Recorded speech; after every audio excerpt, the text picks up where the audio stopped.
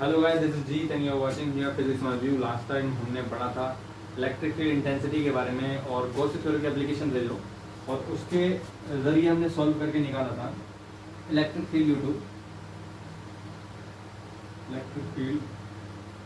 Due to infinite length wire जिसका formula आया था E इक्वल टू 1/4πε0, ये 2πε0 लैम्डा अपॉन r, जहाँ लैम्डा थी लीनियर चार्ज डेंसिटी।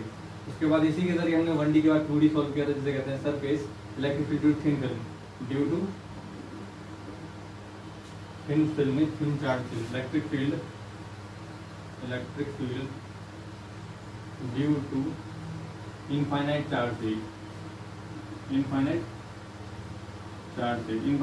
शीट के लिए हमारा आंसर जो आया था वो आया था E equal to sigma upon epsilon nought 2 epsilon not और sigma equal to epsilon nought, ये दो आंसर आए थे। उसके बाद हमने डिस्कस किया electric field due to sphere, electric field due to charge sphere की वजह से इलेक्ट्रिक फील्ड को देखें तो ये आएगा 1/4πε0 Q अपॉन r स्क्वायर, ये था outside 1/4πε0 Q upon capital R square, ये था आपका on the surface 1/4πε0 Q upon R square R upon R, तो ये था आपका इनसाइड। तो मैं आशा करता हूँ आप लोगों को ये जरूर याद होगा। कई बार ये जो आपका इनसाइड जो आता है, ये था आपका आउटसाइड, इसे कहते हैं आउटसाइड, इसे कहते हैं इनसाइड, और इसे कहते हैं ऑन द सरफेस। आउटसाइड से कहते हैं ऑन द सरफेस, इसे कहते हैं इनसाइड।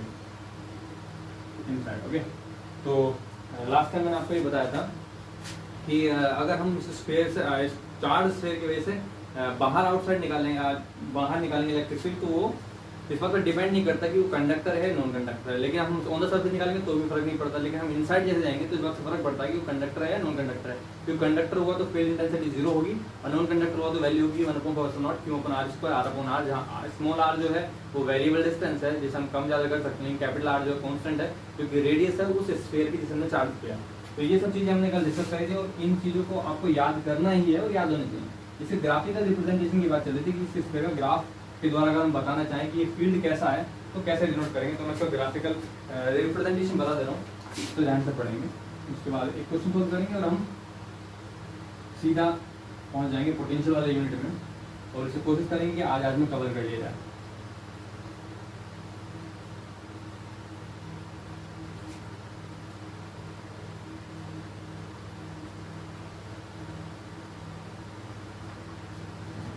तो जैसा कि हमारा फॉर्म में ये ग्राफ हो गया, पहला था आउटसाइड का फील्ड था E equal to 1/4πε0 Q upon R square, Q upon small r square, ठीक है। तो ये आपका E इक्वल टू था Q upon small r square, ठीक, ये हमारा था आउटसाइड। अगर इनसाइड की बात करें, इनसाइड या तो 0 होगा या होगा 1/4πε0 Q upon R square R upon R, ठीक। तो दो ग्राफ प्लॉट होंगे, कंडक्टर के लिए, इंसुलेटर के लिए, नॉन कंडक्टर के लिए। तो ऊपर वाला को मैं मान ले रहा हूँ कंडक्टर है, और नीचे वाले को मान ले रहे हैं नॉन कंडक्टर है। और ये रेडियल डिस्टेंस है, तो रेडियल डिस्टेंस का किसी पॉइंट पर अगर देखा जाए, कहीं ना कहीं तक रेडियल डिस्टेंस जो है 0 से वो रेडियस को डिनोट कर देगी स्फीयर के। तो यहाँ से यहाँ तक मान लिया कैपिटल R है, अगर यहाँ से यहाँ तक कैपिटल R है तो ये डिनोट करता है कि इतनी रेडियस तक का जो वेरिएशन होगा वो इनसाइड वेरिएशन कहलाएगा। तो इलेक्ट्रिक फील्ड इसे कहेंगे। अब देखते हैं, हम सेंटर से बाहर की तरफ गए, तो सेंटर से बाहर की तरफ जाएंगे तो ये देखेंगे फील्ड ये है, इसे इनसाइड कहा जाता है। जब सेंटर से बाहर की तरफ जाएंगे इसे इनसाइड कहा जाता है। तो आप देखेंगे कि इस फील्ड में ये कांस्टेंट सब कुछ कांस्टेंट है, E प्रोपोर्शनल टू R है, और E प्रोपोर्शनल टू R को ऐसे कह सकते हैं Y प्रोपोर्शनल टू X है, कांस्टेंट ले लिया Y इक्वल टू mx। इसका मतलब ये स्ट्रेट लाइन की इक्वेशन है। तो आपको ओरिजिन से पास होने वाली एक स्ट्रेट लाइन लेनी है, ये कहाँ तक लेनी है, R तक, या आपने R तक ले लिया, तो R तक आपने ये लिया। उसके बाद क्या करना है, उसके बाद यहाँ ऑन द सरफेस पर तो आपको फील्ड पता है Q upon capital R square होता है। जब आप आउटसाइड में जाएंगे तो आउटसाइड में आपको क्या मिलेगा, एक रेक्टेंगुलर हाइपरबोला मिलेगा, इसमें स्लोप ज़्यादा होगी क्योंकि यहाँ पे पावर 1 है, यहाँ पे पावर 2 है, proportional 1/r square. E proportional to 1/r square आ रहा है, क्या आ रहा है, E proportional to 1/r square आ रहा है। तो E proportional 1/r square graph होता है ऐसा, तो ये आपका इस तरीके का ग्राफ दिखाई देगा।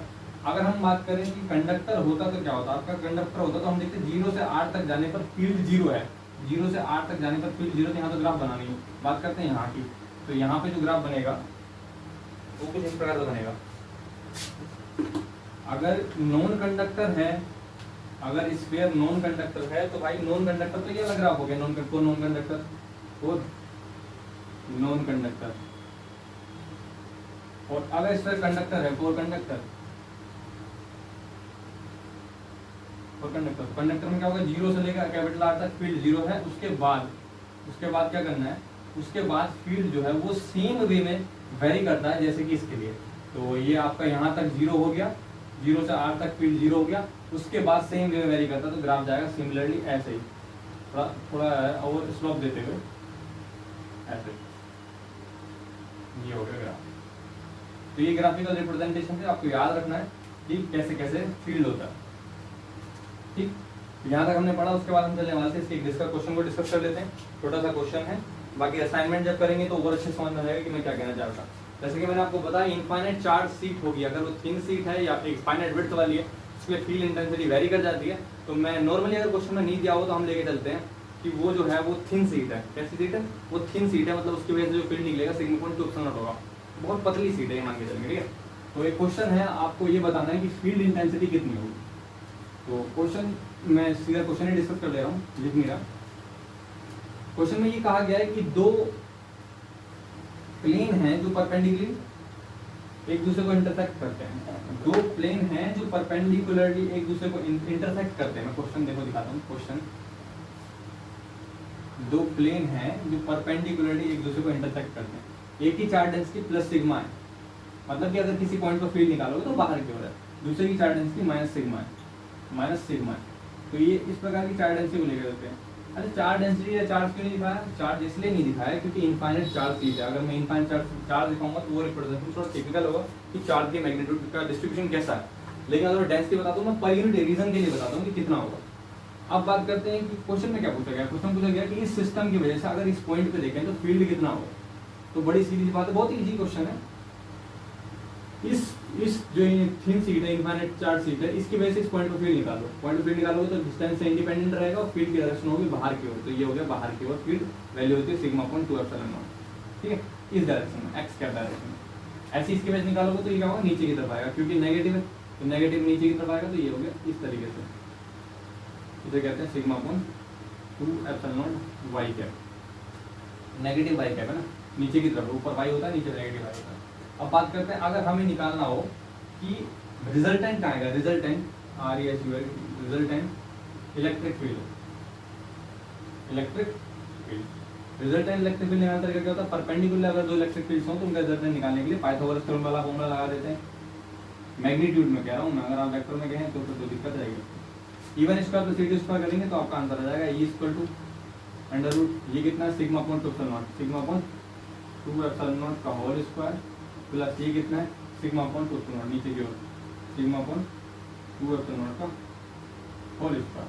तो नेट निकालो कितना आ जाएगा, सेम है ये दोनों, दो हो जाएंगे, 2 सिग्मा पॉइंट 2 एप्सिलॉन नॉट का होल स्क्वायर से रूट कैंसिल हो गया, ई इक्वल टू कितना आ गया, sigma point 2 epsilon not, sigma point 2 epsilon कितना है, एक ध्यान से स्क्वायर से रूट करके सिग्मा पॉइंट 2 एप्सिलॉन आ गया और बचा रूट 2।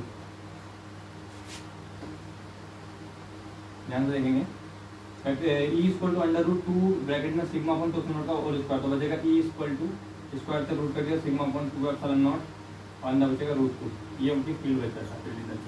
ऐसे छोटे मोटे क्वेश्चन आते रहते हैं जब भी आप कोई कॉम्पिटिशन देंगे, जैम हो या नेट हो या कोई सा भी हो, उसमें बड़े क्वेश्चन आपसे पूछे नहीं जाएंगे, वो लॉजिकल क्वेश्चन पूछेंगे और ज़्यादा से ज़्यादा क्वेश्चन वो 3 से 4 लाइन 5 लाइन के होंगे।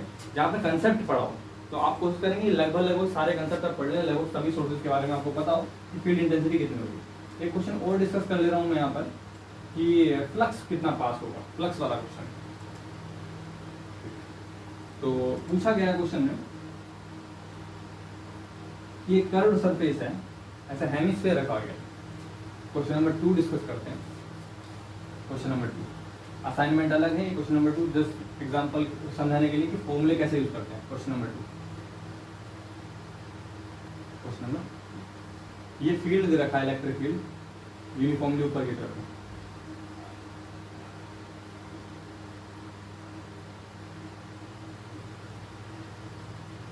इसमें जो है एक हेमिस्फीयर रखा गया है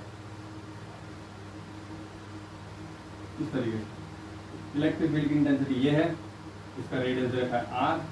पूछा गया इसके कर्व्ड सरफेस है, क्योंकि हेमिस्फीयर के दो सरफेस है, एक तो नीचे वाला सरफेस है, एक ऊपर वाला सरफेस है। कौन सा है? एक नीचे वाला सरफेस है, एक ऊपर वाला सरफेस। तो पूछा गया कर्व्ड सरफेस से कितना फ्लक्स पास हो रहा है। Calculate the flux, calculate the flux passing through curved surface. Curved surface से कितना फ्लक्स पास हो रहा है ये देखना, ठीक है। तो कर्व सरफेस निकालने क्या करेंगे, फ्लक्स का फॉर्मूला रखेंगे, फाई ई इक्वल टू क्या होता है, इंटीग्रल ई डॉट डी एस। ई डॉट डी एस ये है फॉर्मूला, ठीक है।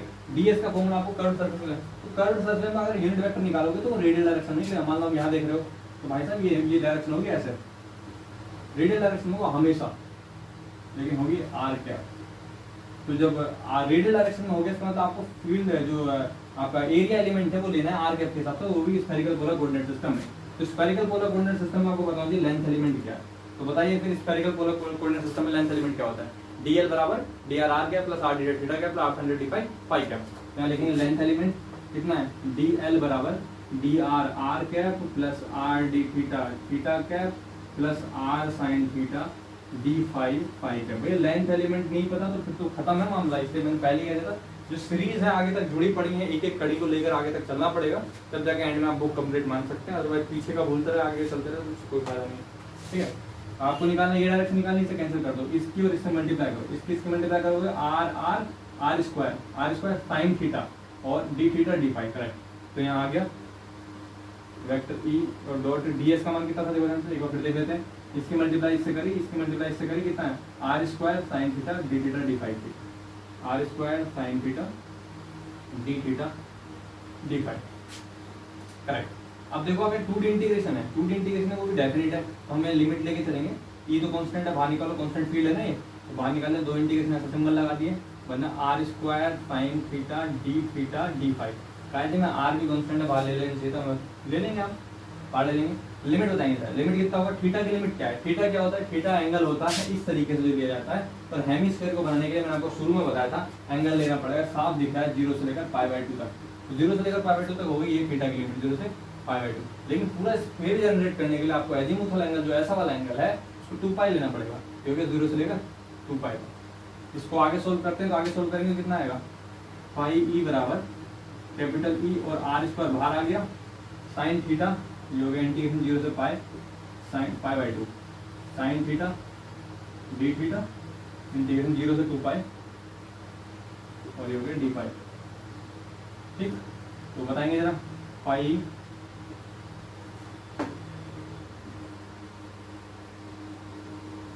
इतना आ गया, तो आगे बताएंगे क्या आएगा, फाई ई बराबर ये आ गया ई आर स्क्वायर साइन थीटा का होता है माइनस के कोस थीटा और ये हो गया 0 से π/2 और डी फाई का कितना होता है, डी फाई इंटीग्रेशन पाई होता है और 0 से 2π। लिमिट रखेंगे अपर लिमिट माइनस लोअर लिमिट। अगर हम कोस π/2 की बात करें, कोस π/2 कितना होता है भाई साहब, कोस π/2 का मान इतना होता है जितना कि साइन कोस π/2 मतलब कोस 90, कोस π/2 मतलब कोस 90, कोस 90 मान कितना होता है जितना साइन 0 का होता है, साइन 0 का 0 पाई ई बराबर आ गया ई आर स्क्वायर, अपर लिमिट रखने पर आ गया 0 माइनस लोअर लिमिट रखूंगा तो 0 का मान 1 आ गया और ये आ गया है 2π आ गया। तो मल्टीप्लाई करेंगे तो कितना आएगा, फाई ई इक्वल हो जाएगा 2π और यहाँ गुणा 1 है तो कोई फर्क ही नहीं पड़ता, 2π E r square, 2π E small are square. ये आपका फ्लक्स आ गया, फ्लक्स थ्रू कर्व्ड सरफेस। आपको और ध्यान से रखना, अगर कहीं पर क्वेश्चन में कहीं भी छोटे छोटे एलिमेंट की गलती होगी तो लेंथ एलिमेंट सरफेस क्रिएट करने में होगी, तो आप उसे ध्यान से देखेंगे क्या सरफेस एलिमेंट है और फ्लक्स कितना प्रोड्यूस हो रहा है, ठीक है। आगे चलते हैं, तो हम आज डिस्कस करने वाले थे पोटेंशियल क्या होता है, इलेक्ट्रिक पोटेंशियल क्या होता है, ठीक। अगली यूनिट है वो यूनिट 3, स्टार्ट करते हैं।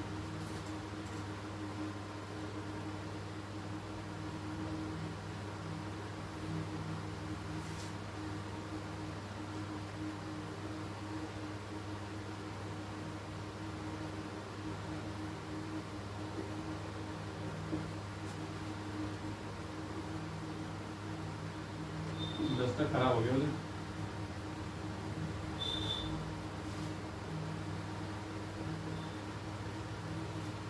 ठीक है, तो हम बात करने जाते हैं इलेक्ट्रिक पोटेंशियल की। इलेक्ट्रिक पोटेंशियल जो यूनिट है वो हमारी है यूनिट नंबर 3। जो इसे हमें आज ही फिनिश करना है, ज़्यादा बड़ा चैप्टर नहीं, छोटा सा। इलेक्ट्रिक पोटेंशियल कहते किसे, ये जानने से पहले हमें जान लेना पड़ेगा कि इलेक्ट्रिक फील्ड जो हमारा है वो कर्ली नेचर का है या नहीं है, वो कंजर्वेटिव है या नहीं है, ये पता करना पड़ेगा। तो सबसे पहले मैं आपको बता दूं कंजर्वेटिव नॉन कंजर्वेटिव फील्ड क्या होते हैं, या कंजर्वेटिव नॉन कंजर्वेटिव फोर्स क्या होता है। Conservative and non conservative field. Conservative और नॉन कंजर्वेटिव फील्ड का मतलब ये होता है भाई कि कंजर्वेटिव फील्ड वो फील्ड होते हैं जिनके अंदर में काइनेटिक एनर्जी में अगर एक सर्कल में चेंज देखो तो जीरो आता है, जिनके अंदर में अगर कोई पार्टिकल मोशन करे तो एक प्लेन में करता है, जिनके अंदर अगर मोशन कर रही तो एंगुलर मोमेंटम कांस्टेंट रहता है, वो कंजर्वेटिव फोर्स फील्ड कहलाते हैं। और कंजर्वेटिव फील्ड के लिए अगर कोई कंजर्वेटिव है तो डेल क्रॉस वो फील्ड अगर निकालोगे तो वो जीरो आएगा। कंजर्वेटिव फोर्स का फील्ड होगा तो डेल क्रॉस एफ की वैल्यू कितनी चाहिए, जीरो होगी। तो फोर्स का फील्ड का ऐसे यहाँ निकालोगे तो कितना आएगा, डेल क्रॉस एफ की वैल्यू जो आएगी नॉन जीरो आएगी। इसका मतलब ये होता है कि जो रोटे अगर आप देखें तो कर्ल जीरो आना चाहिए, कर्ल ऑफ फील्ड जो है वो नॉन जीरो आना चाहिए, किसके लिए, नॉन कंजर्वेटिव के लिए। और कर्ल ऑफ फील्ड जो है वो जीरो आना चाहिए कंजर्वेटिव के लिए। ये जनरल पहचान होती है मैथमेटिकली। अगर आपको पहचानना है कि दिया गया फील्ड कंजर्वेटिव है या नहीं तो आपको वहाँ क्या करना है, उसका कर्ल कैलकुलेट करना है तो साफ हो जाएगा। आपको कर्ल कैलकुलेट करना है और कर्ल कैलकुलेट करने के बाद आप देखेंगे कि उसका कर्ल जीरो आ रहा नहीं है। यहाँ टिपिकल क्या हो सकता है, टिपिकल ये हो सकता है कि अगर जो आपको फील्ड दिया है वो फील्ड दूसरे स्पेस में दे देगी, जैसे स्फेरिकल पोलर में दे तो आपको कर्ल का फॉर्मूला याद होना चाहिए, कार्टेशियन में उसका कर्ल का फॉर्मूला याद होना चाहिए, सिलेंड्रिकल में अलग होता है। तो कर्ल निकालने में डिफिकल्टी आएगी, उसका जो रिजल्ट आएगा वो साफ साफ कर दे कह देगा सिर्फ रिजल्ट आने पर ही कि वो कंजर्वेटिव है या नहीं है। तो हम बात करते हैं क्या हमारा इलेक्ट्रोस्टैटिक फील्ड कंजर्वेटिव है या नहीं। तो सबसे पहले बात करते हैं क्या, हिंदी लिख रहे हैं, क्या इलेक्ट्रोस्टैटिक फील्ड कंजर्वेटिव है। Electrostatic field is conservative. ये पूछा गया हमसे क्या इलेक्ट्रोस्टैटिक फील्ड कंजर्वेटिव है, मतलब क्या डेल क्रॉस ई अगर हम निकालें तो क्या जीरो आएगा, ये क्वेश्चन पूछा गया। तो हम उससे पहले मैथमेटिकली सॉल्व करेंगे, फिर बताएंगे अगर जीरो आ रहा है तो ये कंजर्वेटिव कैसे होगा, और कंजर्वेटिव होगा तो उसमें कौन से नए फीचर्स आएंगे जो कि नॉन कंजर्वेटिव में नहीं होते। ठीक है, तो बात करते हैं कंजर्वेटिव कैसे चेक करेंगे। तो मान लीजिए ये आपका कोई फ्रेम ऑफ रेफरेंस है और फ्रेम ऑफ रेफरेंस में यहाँ पर आपका कोई प्लस क्यू चार्ज रखा गया, ठीक, और इस पॉइंट पर आपको फील्ड निकालना है, इस पॉइंट पर। तो इस पॉइंट पर जब आप फील्ड निकालो तो बाहर की ओर आएगा ई, जिसका मैग्नीट्यूड होगा 1/4πε0 Q/r² इंटू r कैप। बिल्कुल सही होता है, ये आपके डिस्टेंस है, रेडियल डिस्टेंस स्मॉल r मान, ठीक है। इसमें आप इंटीग्रेट करना है, आपको इस पॉइंट से लेकर इस पॉइंट तक करना है, और ये भी रेडियल डिस्टेंस दी जाएगी। r तक के डिस्टेंस को r मान लिया और b तक के डिस्टेंस को मैंने r भी मान लिया। अब देखना इसका इंटीग्रेशन करते कैसे, ठीक है। अब मैंने ये बताया कि ये फील्ड यहाँ तक था और क्या ये कंजर्वेटिव है या नहीं, और कंजर्वेटिव का फिनोमेना कैसे करते हैं। कंजर्वेटिव चेक करने के लिए आपको देखना पड़ता है कि उसका कर्ल कितना है, और कर्ल देखने के लिए हमें कर्ल का मतलब मुड़ाव कितना है, मुड़ कितना रहा है। तो कर्ल नेचर देखने के लिए हम क्या करेंगे, इस पॉइंट पर फील्ड निकालेंगे और फील्ड का लाइन इंटीग्रेशन निकालेंगे। जब लाइन इंटीग्रेशन निकालेंगे तो फील्ड का लाइन इंटीग्रेशन इस तरीके से आएगा, ठीक है। जब इस तरीके से आएगा तो हम जब उसको यहाँ से ए से बी तक निकालेंगे, जब इंटीग्रेट करेंगे तो मुझे पता चलेगा उसका नेचर कर्ली है या नहीं है। अगर कर्ली नहीं होगा तो यहाँ तक का कर्ल जीरो आ जाएगा, अभी पता चल जाएगा। वो मैं कहने का चाह रहा हूँ, मान लीजिए ये सही चल रहा है रास्ता, अब हम इसे इंटीग्रेट करते हैं, तब समझ आएगा। इंटीग्रेट करो, taking line integration of given electric field, इस इलेक्ट्रिक फील्ड का लाइन इंटीग्रेशन करो। इलेक्ट्रिक फील्ड का लाइन इंटीग्रेशन कैसे करते हैं, ये होगा ऐसे, line integration E dot dl कितना रहेगा भाई, integration 1/4πε0 Q/r² into r cap dot करेंगे, वो भी लेंथ एलिमेंट लेना है डीएल, वो भी स्फेरिकल पोलर कोऑर्डिनेट में, क्योंकि स्फेरिकल पोर्शन जनरेट कर रहा है। वो बात अलग है कि सिर्फ r वेक्टर है, r कैप डायरेक्शन, तो हम उसका सिर्फ r कैप वाला एलिमेंट ले लेंगे बाद में। पहले आप पूरा स्फीयर का लेंथ एलिमेंट बताओ कितना होता है, d वेक्टर l बताओ कितना होता है, d वेक्टर l कितना होता है, dr r cap plus r d theta cap plus r sin theta d phi cap, ये होता है पूरा लेंथ एलिमेंट। तो इसकी इससे डॉट प्रोडक्ट कराएंगे तो कितना आएगा, e डॉट dl इंटीग्रेशन कितना है, integration 1/4πε0 Q upon are square into r के मैं करीब 1 आ गया इंटू डी आर, बाकी तो छोड़ दो। इसका इंटीग्रेशन कितना आएगा, integration E dot D L बराबर 1/4 कॉमन आ गया, integration 1/r square into D are. क्यों कहाँ गया, क्यों यहाँ गया। और ये ग्राफ आप नोट कर लिया होगा कि किस चीज़ का इंटीग्रेशन हो रहा है और क्यों हो रहा है, ठीक है। अब करना क्या है कि हमें इसका इंटीग्रेशन करना है, 1/r स्क्वायर इंटीग्रेशन करेंगे कितना है बताओ, ई dot D L, E dot D L बराबर 1/4 पाई एप्सिलॉन नॉट क्यू। इसका इंटीग्रेशन करेंगे तो आएगा आर की पावर 2 जो है ऊपर लेगा -2 गया, पावर में 1 जोड़ दिया -2 + 1 बेटे वही नीचे आएगा -2 + 1, -2 + 1 जब जोड़ेंगे तो कितना आएगा, आर की पावर -1 बेटे -1, तो ये हो गया आर की पावर -1 अपॉन -1, ये हो गया इसका इंटीग्रेशन, ठीक। और लिमिट हो गई आपको जहाँ तक लेनी है, तो मैं लिमिट ले रहा हूँ ए से लेकर बी तक इंटीग्रेट कर रहे हैं, तो ये हो गया ए से लेकर बी तक इंटीग्रेट कर रहे हैं। इंटीग्रेशन ए से बी तक E dot D L equal to 1/4 pi epsilon naught, minus यहाँ ले लिया तो माइनस का क्यू, और ये आ गया 1/r बचेगा, आगे पावर माइनस मतलब 1/r, यहाँ हो गया R A R B, R की लिमिट है तो आर ए आर बी में लिखो, सही है। आर की लिमिट है तो आर ए आर बी में लिख दिया, तो -1 जो था वो यहाँ लिख दिया मैंने, -1 आ गया, और 1/r कैसे लिखा, आर की पावर -1 से 1/r रख दिया, रखो upper limit minus lower limit, कितना आएगा, इंटीग्रेशन ए से बी तक E dot D L, E dot D L इसको तो कितना है 1/4 pi epsilon not into minus Q 1/r B upper limit minus 1/r A lower limit, ठीक। Special case की बात करते हैं, if R A is equal to R B, यदि ऐसे सिचुएशन हो तो क्या मिलेगा आपको, implies integration R A to R B तक vector E dot D L equal to 1/4 pi epsilon naught minus Q bracket में 1/r ए माइनस 1/r ए, solve करेंगे आपका 0 आ जाएगा, तो integration E dot D L कितना आ गया, 0 आ गया। अगर आप बात करें R A equal to R B, क्या दोनों एक ही पॉइंट को इग्नोर करें, तो ऐसा बिल्कुल नहीं है। R equal to R B वो दो पॉइंट होंगे जिनकी ओरिजिन से डिस्टेंस सेम है, तो ओरिजिन से डिस्टेंस यहाँ भी सेम हो सकती है, यहाँ भी सेम हो सकती है, क्योंकि अगर मैं सर्कुलर कर्वेचर ले रहा हूँ, अगर मैं एक सर्कुलर ट्रैजेक्टरी ले रहा हूँ, तो ऐसे बहुत सारे इनफाइनाइट पॉइंट हो सकते हैं जिनकी distance R A equal to R B हो रही है, वो सेम पॉइंट नहीं होंगे, ठीक है।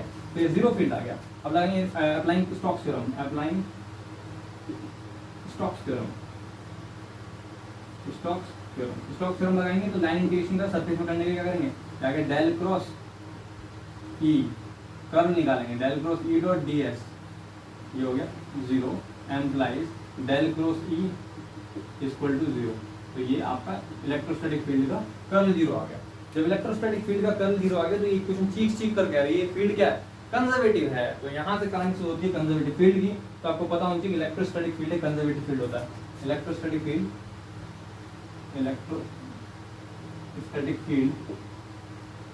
is a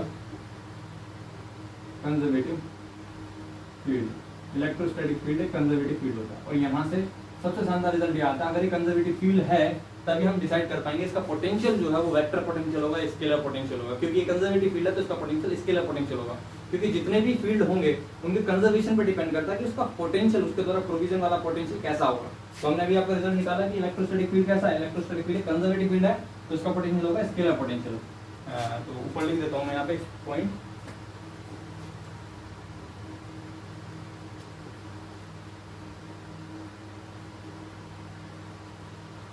क्या लिख रहा हूँ, ये बहुत ही इंपॉर्टेंट रिजल्ट है जो मैंने आपको बताया कि इलेक्ट्रोस्टैटिक फील्ड कंजर्वेटिव फील्ड है, इसीलिए इसका जो पोटेंशियल है वो स्केलर पोटेंशियल होता है। स्टार पॉइंट यहाँ पे लिखेंगे, electric potential, electric potential is a scalar quantity, scalar quantity because of electric field, electric field is a conservative field, is a conservative field। तो यहाँ मैंने लिखा नहीं है पर आप समझ जाएंगे, जो इलेक्ट्रिक फील्ड है स्टैटिक की ही बात कर रहा हूँ, यहाँ लिख रहा हूँ मैं स्टैटिक है, ठीक है, इलेक्ट्रोस्टैटिक, स्टैटिक, क्योंकि डायनामिक की बात करें ना, इलेक्ट्रो डायनामिक जो होगा वो भैया स्टैटिक नहीं होता, वो डायनामिक है, ये हो गया इलेक्ट्रो स्टैटिक फील्ड, ठीक है। तो electric potential is scalar quantity because of electrostatic field, electrostatic field सही से लिख देते हैं आप, तो static field is a conservative field. और इसी की जगह हम दूसरा पॉइंट देखें तो मैग्नेटिक फील्ड जो होता है वो नॉन कंजर्वेटिव होता है, but for magnetic field del cross B is equal to non zero. That's Y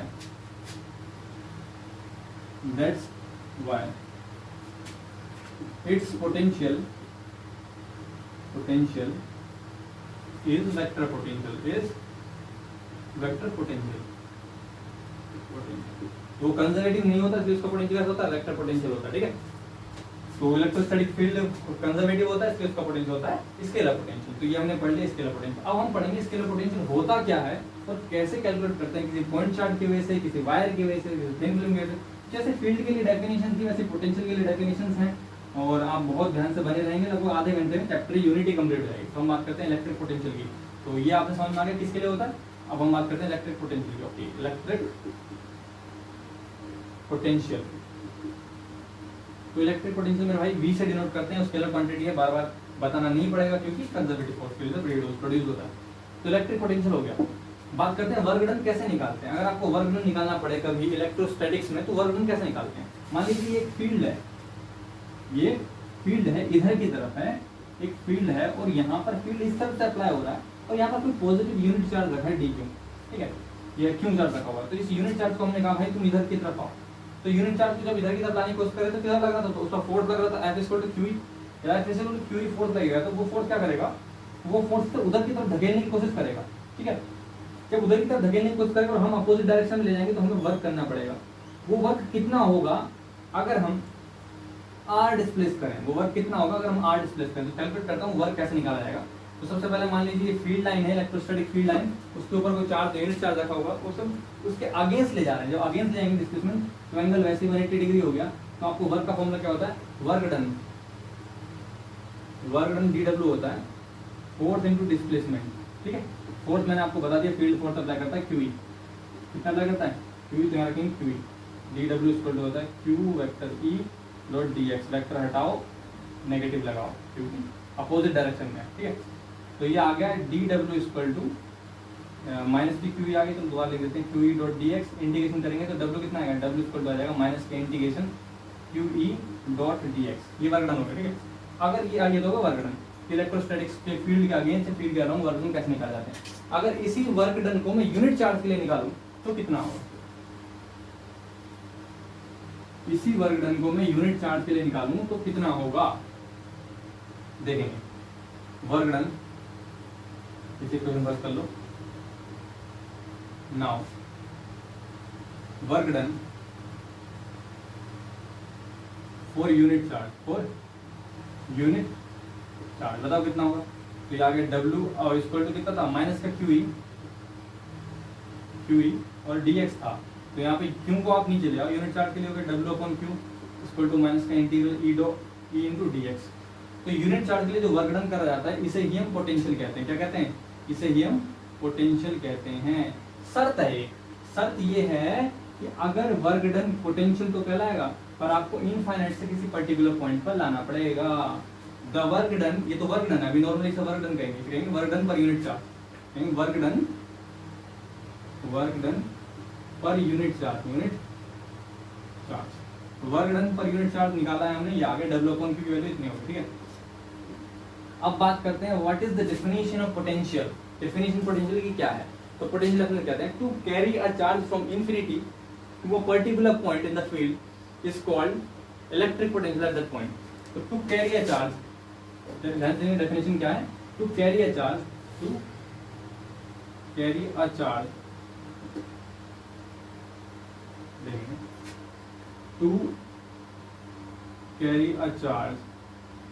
from infinite to a particular point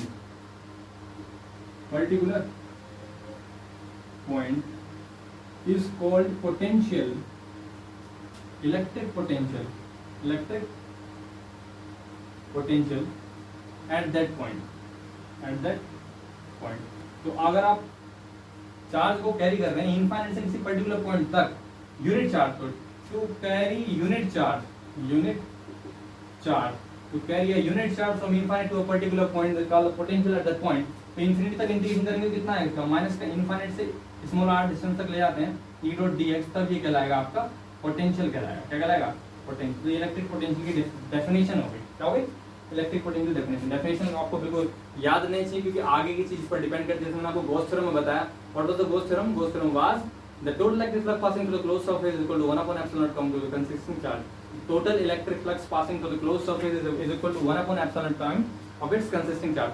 तो इसको मैंने एक पार्ट में बांट कर आर्टिकल को बताया, शायद इजी करने की कोशिश करी। वैसे ही इसके सारे डेरिवेशन बहुत इजी हो जाएंगे, आपको बस डेफिनेशन याद होनी चाहिए। To carry a charge from infinite to a particular point at that point, to carry a charge from infinite to a particular point in the field is called the potential at that point. क्या कहलाएगा, वो potential कहलाएगा उस point पर, ठीक है। तो हमें ये करना है, ठीक, ये आपको डेफिनेशन याद रहनी चाहिए। तो मैंने कहा था पोटेंशियल डेफिनेशन क्या। अगर पोटेंशियल डिफरेंस की बात करूं तो क्या होगा, potential and potential difference. Potential difference, potential difference कैसे निकालते हैं, पोटेंशियल डिफरेंस मान लो दो पॉइंट है VA माइनस VB, दो पॉइंट आ गए, तो पोटेंशियल डिफरेंस यही फॉर्मूला रखेंगे VA और VB के लिए। कितना आएगा, माइनस के इनफाइनाइट से A तक लाओगे तो VA आ गया E डॉट dx। आप देख लो इलेक्ट्रिक फील्ड का लाइन इंटीग्रेशन है जो कि मैंने आपको अभी शुरू में करवा दिया था, पूरा चैप्टर इजी होने वाला है। सिर्फ आपको लाइन इंटीग्रेशन निकालना है, वही फील्ड पोटेंशियल हो जाएगा। EA minus EB plus EB रखो, कितना है, इनफाइनाइट से B तक E डॉट dx। अच्छा जी, कॉमन ले सकते हैं आप इसमें, तो माइनस कॉमन ले सकते हैं, बताओ कितना बचेगा, इनफाइनाइट से A तक E डॉट dx। फील्ड लगा, वेक्टर लगा लो, चलो नहीं लगा, E dot dx plus infinite से B तक। अब मैंने माइनस कॉमन लिया तो अंदर वाली चीज हो जाएगी, ये हो जाएगी माइनस E डॉट dx, ठीक। बताओ क्या इसको हम कंबाइन कर सकते हैं, क्या इस चीज को हम कंबाइन कर सकते हैं। इन्फिनिटी से A तक की लिमिट है, इन्फिनिटी से B तक की लिमिट है, इस लिमिट को हमें कंबाइन करना है, हमें A से B तक करना है। तो हम कैसे कर सकते हैं A तक, ये विचार कीजिए, A से B तक कैसे कर सकते हैं इस लिमिट को, जब B से A तक। तो काम करते हैं, माइनस इंटीग्रेशन इन्फिनिटी से A इसे ऐसे रहने दो E डॉट dx, इसको उल्टा कर लो, माइनस का प्लस कर लो, इन्फिनिटी लिमिट उल्टी कर लो, B से इन्फिनिटी तक E डॉट dx कर लिया। इसको पहले लिख लो लिमिट को, माइनस के इनफाइनाइट B से इन्फिनिटी तक लिखा, B से इन्फिनिटी तक E डॉट dx, और फिर बाद में लिखा ये वाला इन्फिनिटी से A तक और E डॉट dx। अब आप देखोगे ये B से स्टार्ट हुआ इन्फिनिटी तक गया और वो इन्फिनिटी से स्टार्ट हुआ A तक गया, तो हम इसे डायरेक्ट कंबाइन कर सकते हैं ऐसे करके, तो बनेगा B से A तक, तो हो गया माइनस का इंटीग्रेशन B से A तक E डॉट dx। आगे तो यहाँ कितना आ रहा है, VA माइनस VB, ये हो गया पोटेंशियल डिफरेंस। अगर आपको निकालना है तो पोटेंशियल डिफरेंस इक्वेशन नंबर 2 मान लेता हूँ मैं, और इसको मैं डिफाइन करता हूँ। डिफाइन करेंगे, डेफिनेशन क्या है इसकी, तो to carry a charge from one point to the another point in a field is called potential difference between those field. उन पॉइंटों के बीच में पोटेंशियल डिफरेंस कहलाएगा, ठीक है। डेफिनेशन ऑफ पोटेंशियल डिफरेंस, इस इक्वेशन के नीचे पोटेंशियल डिफरेंस की डेफिनेशन लिखनी है, ठीक है। To carry a unit charge from one point to another point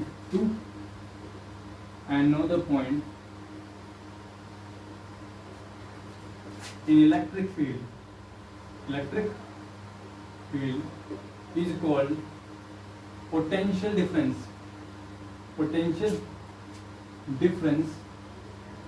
between these point। तो आप ये याद रखेंगे, अगर एक यूनिट चार्ज को आप एक पॉइंट से दूसरे पॉइंट तक ले जाते हैं इलेक्ट्रिक फील्ड के अंदर, तो आप देखेंगे कि उन दो पॉइंटों के बीच में आपने पोटेंशियल डिफरेंस क्रिएट कर लिया है। वो पोटेंशियल डिफरेंस वास्तव में VA माइनस VB होगा। इतना याद रखना है आपको कि पोटेंशियल किसी पॉइंट पर होता है और पोटेंशियल डिफरेंस दो पॉइंटों के बीच में होता है, वो किसी पॉइंट पर नहीं होता। तो पोटेंशियल डिफरेंस जब भी आपको निकालना हो तो दो पॉइंटों के बीच में निकालेंगे।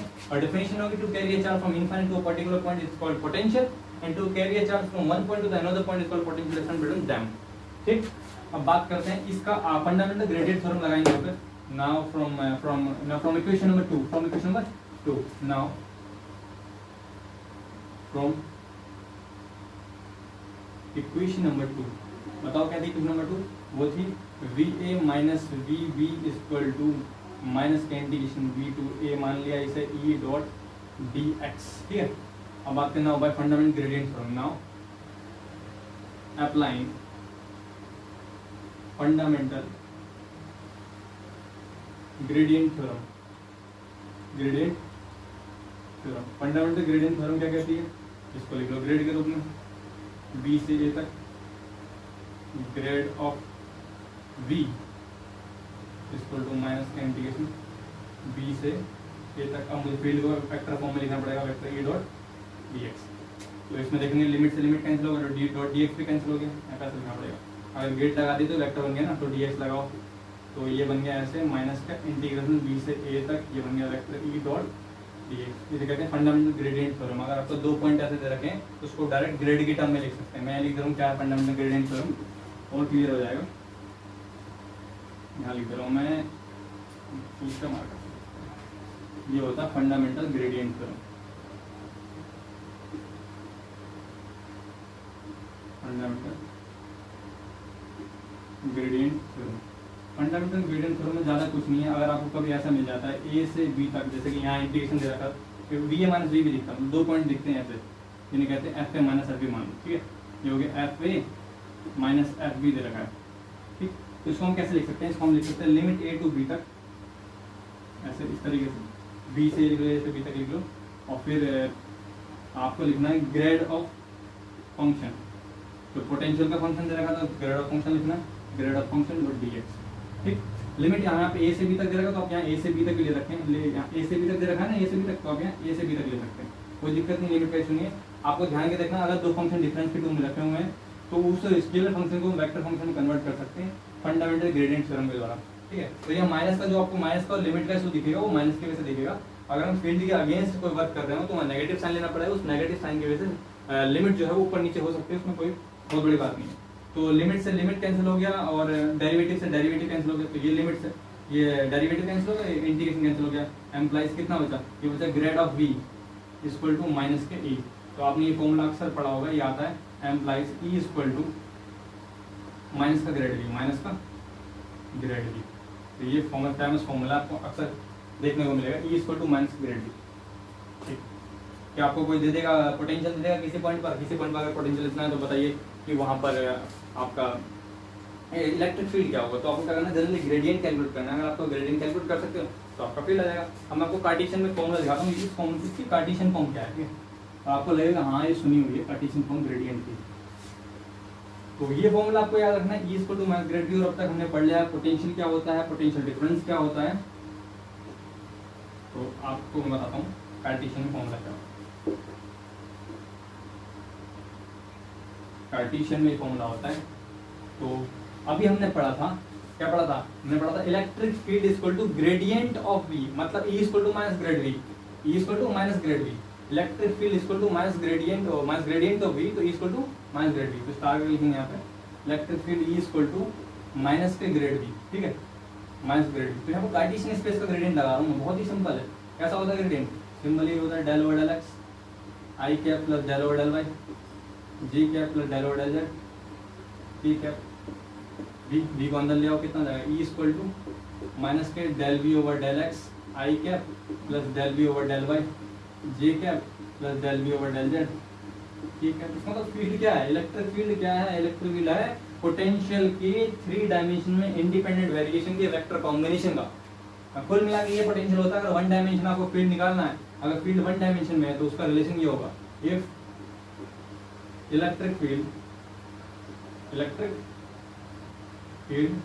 is in 1 dimension, 1 dimension। अगर 1 डायमेंशन इलेक्ट्रिक फील्ड है तो क्या होगा फॉर्मूला होगा vector E equal to minus के del V over del x, और ये है आई कैप डेल। अब शानदार बात ये है देखने की कि फील्ड जो है वो एक वेक्टर क्वांटिटी है, पोटेंशियल जो है एक स्केलर क्वांटिटी है, पर पोटेंशियल का फर्स्ट डेरिवेटिव जो है वो वेक्टर क्वांटिटी है, जो डिनोट करता है। मैंने आपको ग्रेडियंट में बताया था कि अगर आप किसी स्केलर फंक्शन का ग्रेडियंट लेते हैं तो स्केलर फंक्शन तो इसका स्केलर है, पर जो ग्रेडियंट है वो वेक्टर है, क्योंकि ग्रेडियंट एक वेरिएशन है, वेरिएशन किस दिशा में मैक्सिमम हो रहा है तो उसकी फील्ड, वो उसके वेरिएशन की डायरेक्शन कहलाती है। तो ये हो गया आपका रिलेशन जो आपने 12th में भी पढ़ा होगा, ठीक है। नाउ हम डिस्कस करने जा रहे हैं कि एक पॉइंट चार्ज की वजह से कितना इलेक्ट्रिक पोटेंशियल प्रोड्यूस होता है, ठीक है। Electric potential electric potential due to point charge.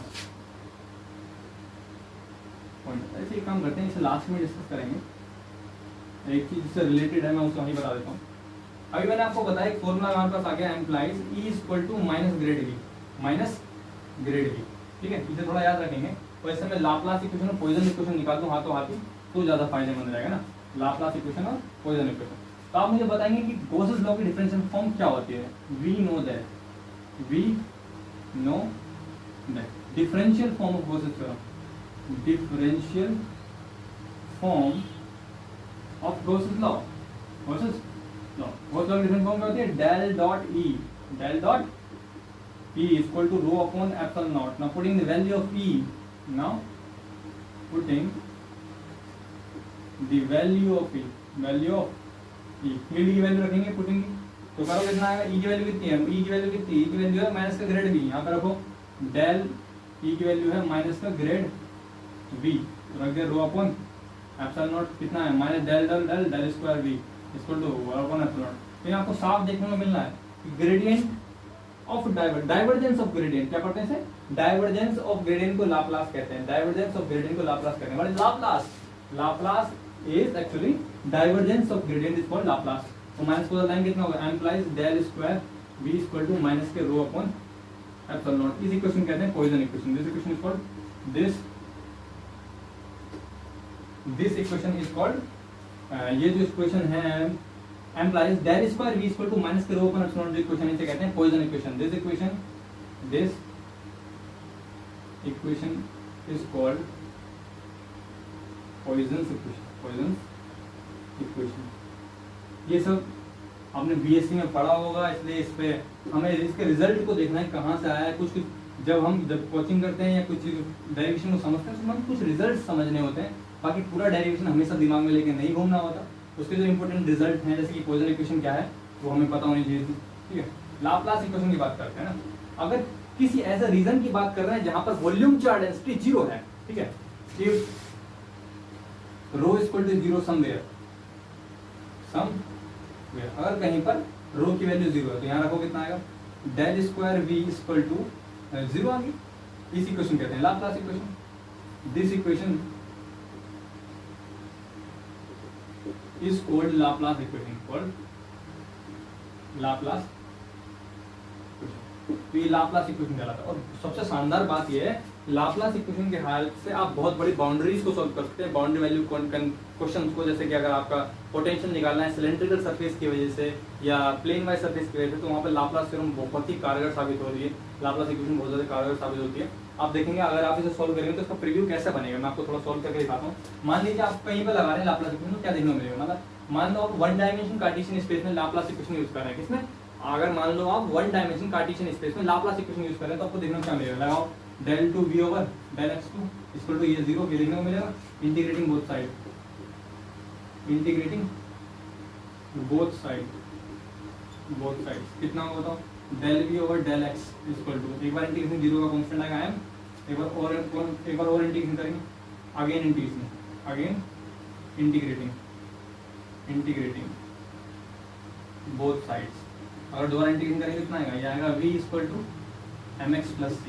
It is the equation of straight line, it is the equation of straight line. तो ये स्ट्रेट लाइन की इक्वेशन है। तो आप देख सकते हैं बहुत ही सिंपल सॉल्यूशन हो गया इसका। अगर हमें ऐसा दे रखा है एग्जांपल के तौर पर, अगर ऐसा दे रखा है कि उस रीजन पर पोटेंशियल बताइए, उस रीजन में पूरे में पोटेंशियल का प्रोविजन क्या होगा जहां पर 2 मीटर की दूरी पर 4 वोल्ट का पोटेंशियल है और 3 मीटर की दूरी पर 6 वोल्ट का पोटेंशियल है। आप समझ रहे हैं, 2 मीटर की दूरी पर 4 वोल्ट का पोटेंशियल है और 3, जैसे मैं आपको क्वेश्चन करके दिखाता हूँ, छोटा सा क्वेश्चन करके दिखाता हूँ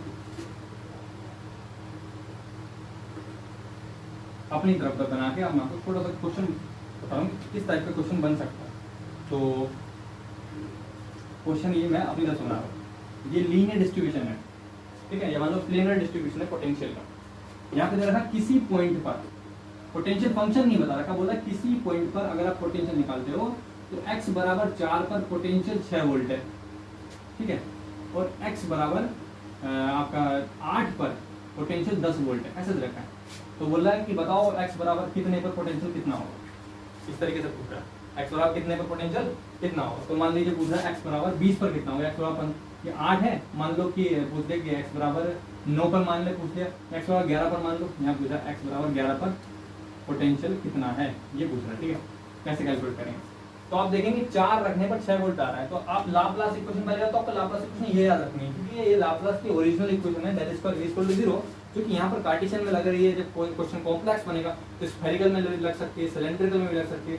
तो यहाँ साफ दिख रहा है one dimension classical coordinate system है, one dimension Cartesian coordinate system है। तो ये तो सिंपल से सिंपलेस्ट एग्जांपल मैंने आपको दिया है, तो अब मैं डायरेक्ट ये लिख दे रहा हूँ, इक्वेशन जो आएगी ये हो गई del square v equal to 0, we know the Laplace equation, we know the Laplace equation, Laplace equation हमें लाप्लास इक्वेशन बहुत अच्छी तरीके से पता है कितनी होती है, del square v equal to 0, solve करेंगे इनकी कार्टेशियन में लेके चलना है ना, डेल का del x two v equal to 0, solve कर लो कितना आएगा v equal to mx plus 2, value रखो। जब आप x 4 रखोगे तो v 6 रख देना, तो यहाँ 6 रख दिया बराबर 4m प्लस c, 8 रखना 10 रख देना, तो 8 10 वोल्ट है, तो ये 10 बराबर 8m प्लस c। अब आप इसे सोल्व करेंगे, m और c के मान आ जाएंगे, m और c के मान आ जाएंगे, तो आप m और c के मान अगली बार आपको पता है उसे रखकर आप x का मान रखें तो आपका पोटेंशियल आ सकता है। आप समझ रहे हो मैं क्या कहना चाह रहा हूँ। तो ऐसी सिचुएशन फिर एक बार समझ लीजिए, कार्टेशियन स्पेस में सोल्व करना बहुत ही ज्यादा इजी होता है, क्योंकि कार्टेशियन स्पेस में आप सोल्व करेंगे तो वहाँ पे एक लीनियर वन डायमेंशन इक्वेशन बनेगी, जिसमें 2 बार पैरामीटर्स देने पर, 2 डिस्टेंस और पोटेंशियल देने पर आप ये बता सकते हैं कि m और c की वैल्यू क्या है। उन m और c की वैल्यू निकालने पर आप कहीं पर भी पोटेंशियल को डिफाइन कर सकते हैं। अगर आप पोटेंशियल दिया हो तो वो डिस्टेंस बता सकते हैं, और डिस्टेंस दिया हो तो पोटेंशियल बता सकते हैं। इसे कहते हैं यूज करना, कि how to use the Laplace equation. ठीक, लाप्लास इक्वेशन हमने पढ़ लिया। अब बात करते हैं छोटे छोटे फॉर्मूलोज की, कि electric potential due to point charge कितना होता है, ड्यू टू डिस्क कितना होता है, ड्यू टू स्फीयर क्या होता है। तो ये सब चीजें हम पता करेंगे। बहरहाल आपको एक डेफिनेशन बिल्कुल कंठस्थ रहनी चाहिए, what do you understand by the electric potential. Actually electric potential is the work done to carry a charge from infinite to a particular point in the field. इसका electric potential at that point, electric potential at that point, उस point पर electric potential कहलाता है। You have to know this definition. आपको ये definition जितनी अच्छी तरीके से पता होगी उतनी अच्छी तरीके से आप समझ जाएंगे कि भैया बंदा कहना क्या चाह रहा है। तो ये सब तो डिस्कशन था, थ्योरेटिकल और थोड़ा मैथमेटिकल डिस्कशन था। अब बात करते हैं कि रटना क्या है, अर्थात कंठस्थ क्या क्या रहना चाहिए। सबसे पहला फॉर्मूला आता है आपका electric potential due to point charge. Electric potential due to point charge, due to point charge. तो पॉइंट चार्ज की वजह से इलेक्ट्रिक पोटेंशियल हमें डिफाइन करना है, ड्यू टू पॉइंट चार्ज। ठीक है, सबसे पहली बात मैं बताता हूँ कि पॉइंट चार्ज फील्ड कैसे क्रिएट करता है। मान लीजिए पॉइंट चार्ज है, ठीक है, और ये पॉजिटिव पॉइंट चार्ज है, तो फील्ड इधर की तरफ प्रोड्यूस करेगा, और इस पॉइंट पर हमें इसका पोटेंशियल निकालना है। ठीक है, कैसा पोटेंशियल होगा, स्केलर वेक्टर। तो ये इलेक्ट्रिक पोटेंशियल है तो स्केलर ही होगा, why, because electric field is a conservative force field. ठीक, तो इस पॉजिटिव क्यू चार्ज की वजह से आपको इस पॉइंट पर पोटेंशियल निकालना है। मैंने कहा डिस्टेंस कितनी बोली है, डिस्टेंस तो r है, तो यहाँ पे लिख देते हैं पोटेंशियल का नाम vr है। इसे कैलकुलेट करना है। मतलब पोटेंशियल का फॉर्मूला क्या होता है, vr इक्वल टू कितना होता है, माइनस का integral e dot dx, e dot dx। तो बोले इसका मतलब क्या, बोले इनफाइनाइट से कैपिटल स्मॉल r पॉइंट तक लाना है। तो definition, it is the definition of potential, definition of potential. भाई साहब पोटेंशियल की डेफिनेशन है। पोटेंशियल क्या, the work done to carry a charge from infinite to a particular point is called potential. ये वर्क डन है, इस बात को मैं प्रूफ कर चुका हूं, क्योंकि आप यूनिट चार्ज नीचे ले गए, आपने थोड़ा पीछे पढ़ा होगा।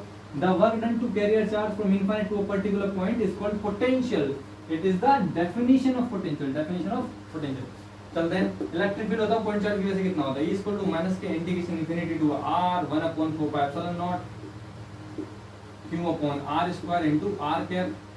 ये तो आपका, अगर आप x डायरेक्शन में ले रहे हैं, x एक्सिस है, तो यहाँ पे x कैप लिखेंगे इनटू x कैप डॉट, ये है dx, ये dx, और लेंथ एलिमेंट यहाँ भी x कैप होता है, x कैप डॉट प्रोडक्ट करो कितना आएगा, वी आर इक्वल टू आ गया माइनस के 1/4 pi epsilon naught q upon integration infinity to r 1/r square into dx। 1/r square integration अभी कराया था, तो कितना होता है, माइनस का 1/4 pi epsilon naught into minus का q, ये हो गया माइनस का 4 हो गया, चलो अंदर लिख देता हूँ, माइनस का 1/r होता है।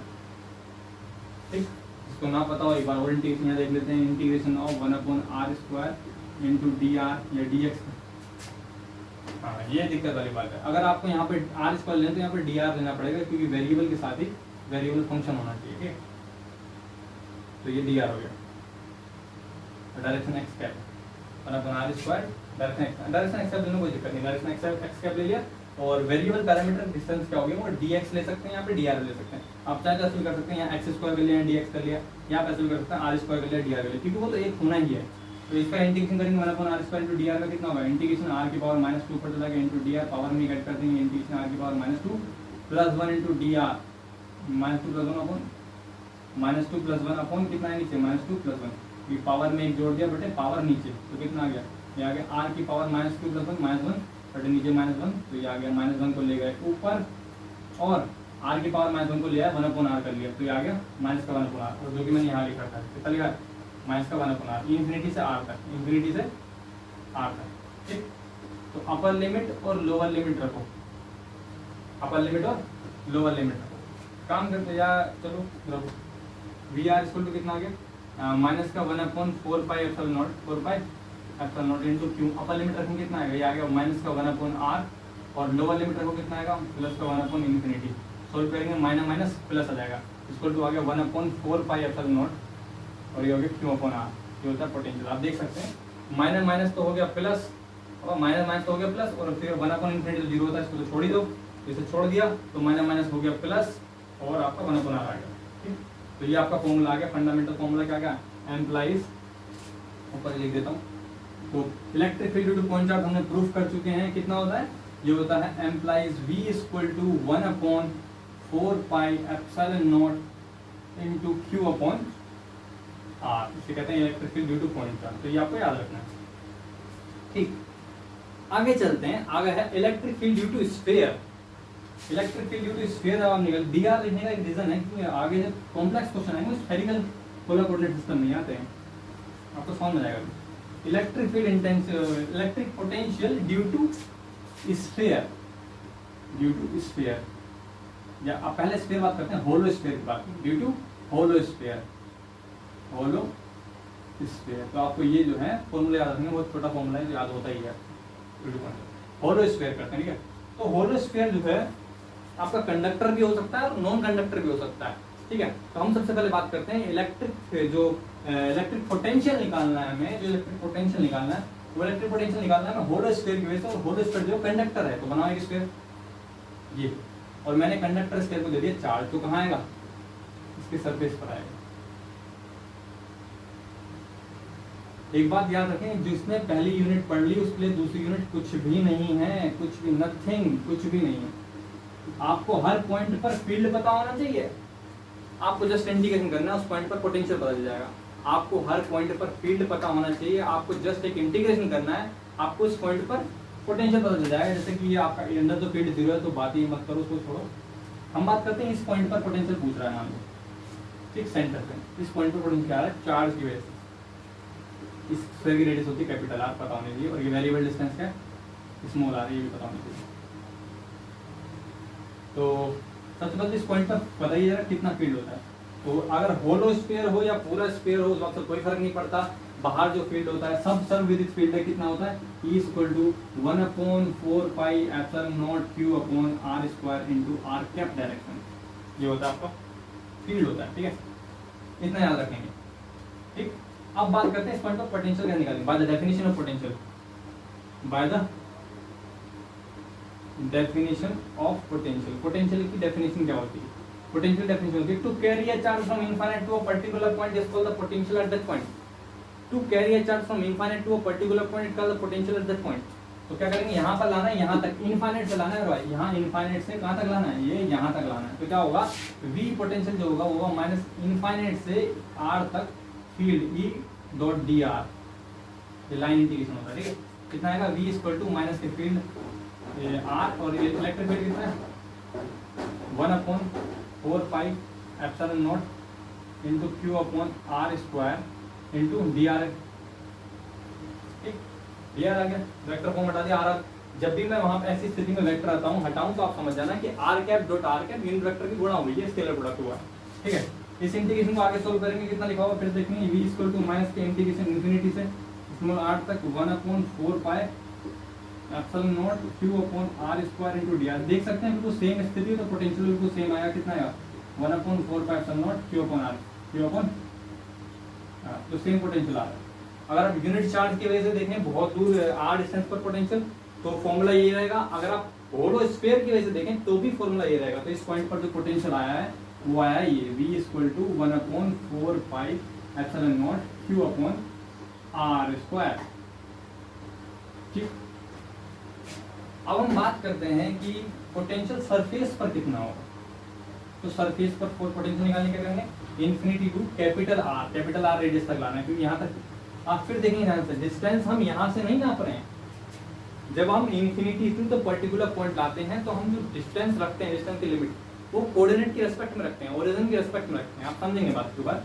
मैंने कहा to carry a charge from infinite to a particular point, अनंत से ला, यहाँ पर ला, तो हम ये नहीं बोल रहे अनंत से दूरी क्या है इस बिंदु की, उस बिंदु का अस्तित्व जो है, उस बिंदु की एग्जिस्टेंस जो है वो ओरिजिन के रेस्पेक्ट में देखी जाएगी, इसके रेस्पेक्ट में। इसलिए बोल रहे हैं यहाँ से डिस्टेंस R है, इसका मतलब। और ये इनफाइनाइट भी इनफाइनाइट नहीं है, इसी की रेस्पेक्ट में इनफाइनाइट है। तो आप इनफाइनाइट, इसके सारी बात इसके रेस्पेक्ट में चल रही है, इसके रेस्पेक्ट के लिए इसकी इनफाइनाइट से इसके R डिस्टेंस पर लाना पड़ना है, ये चल रही बात।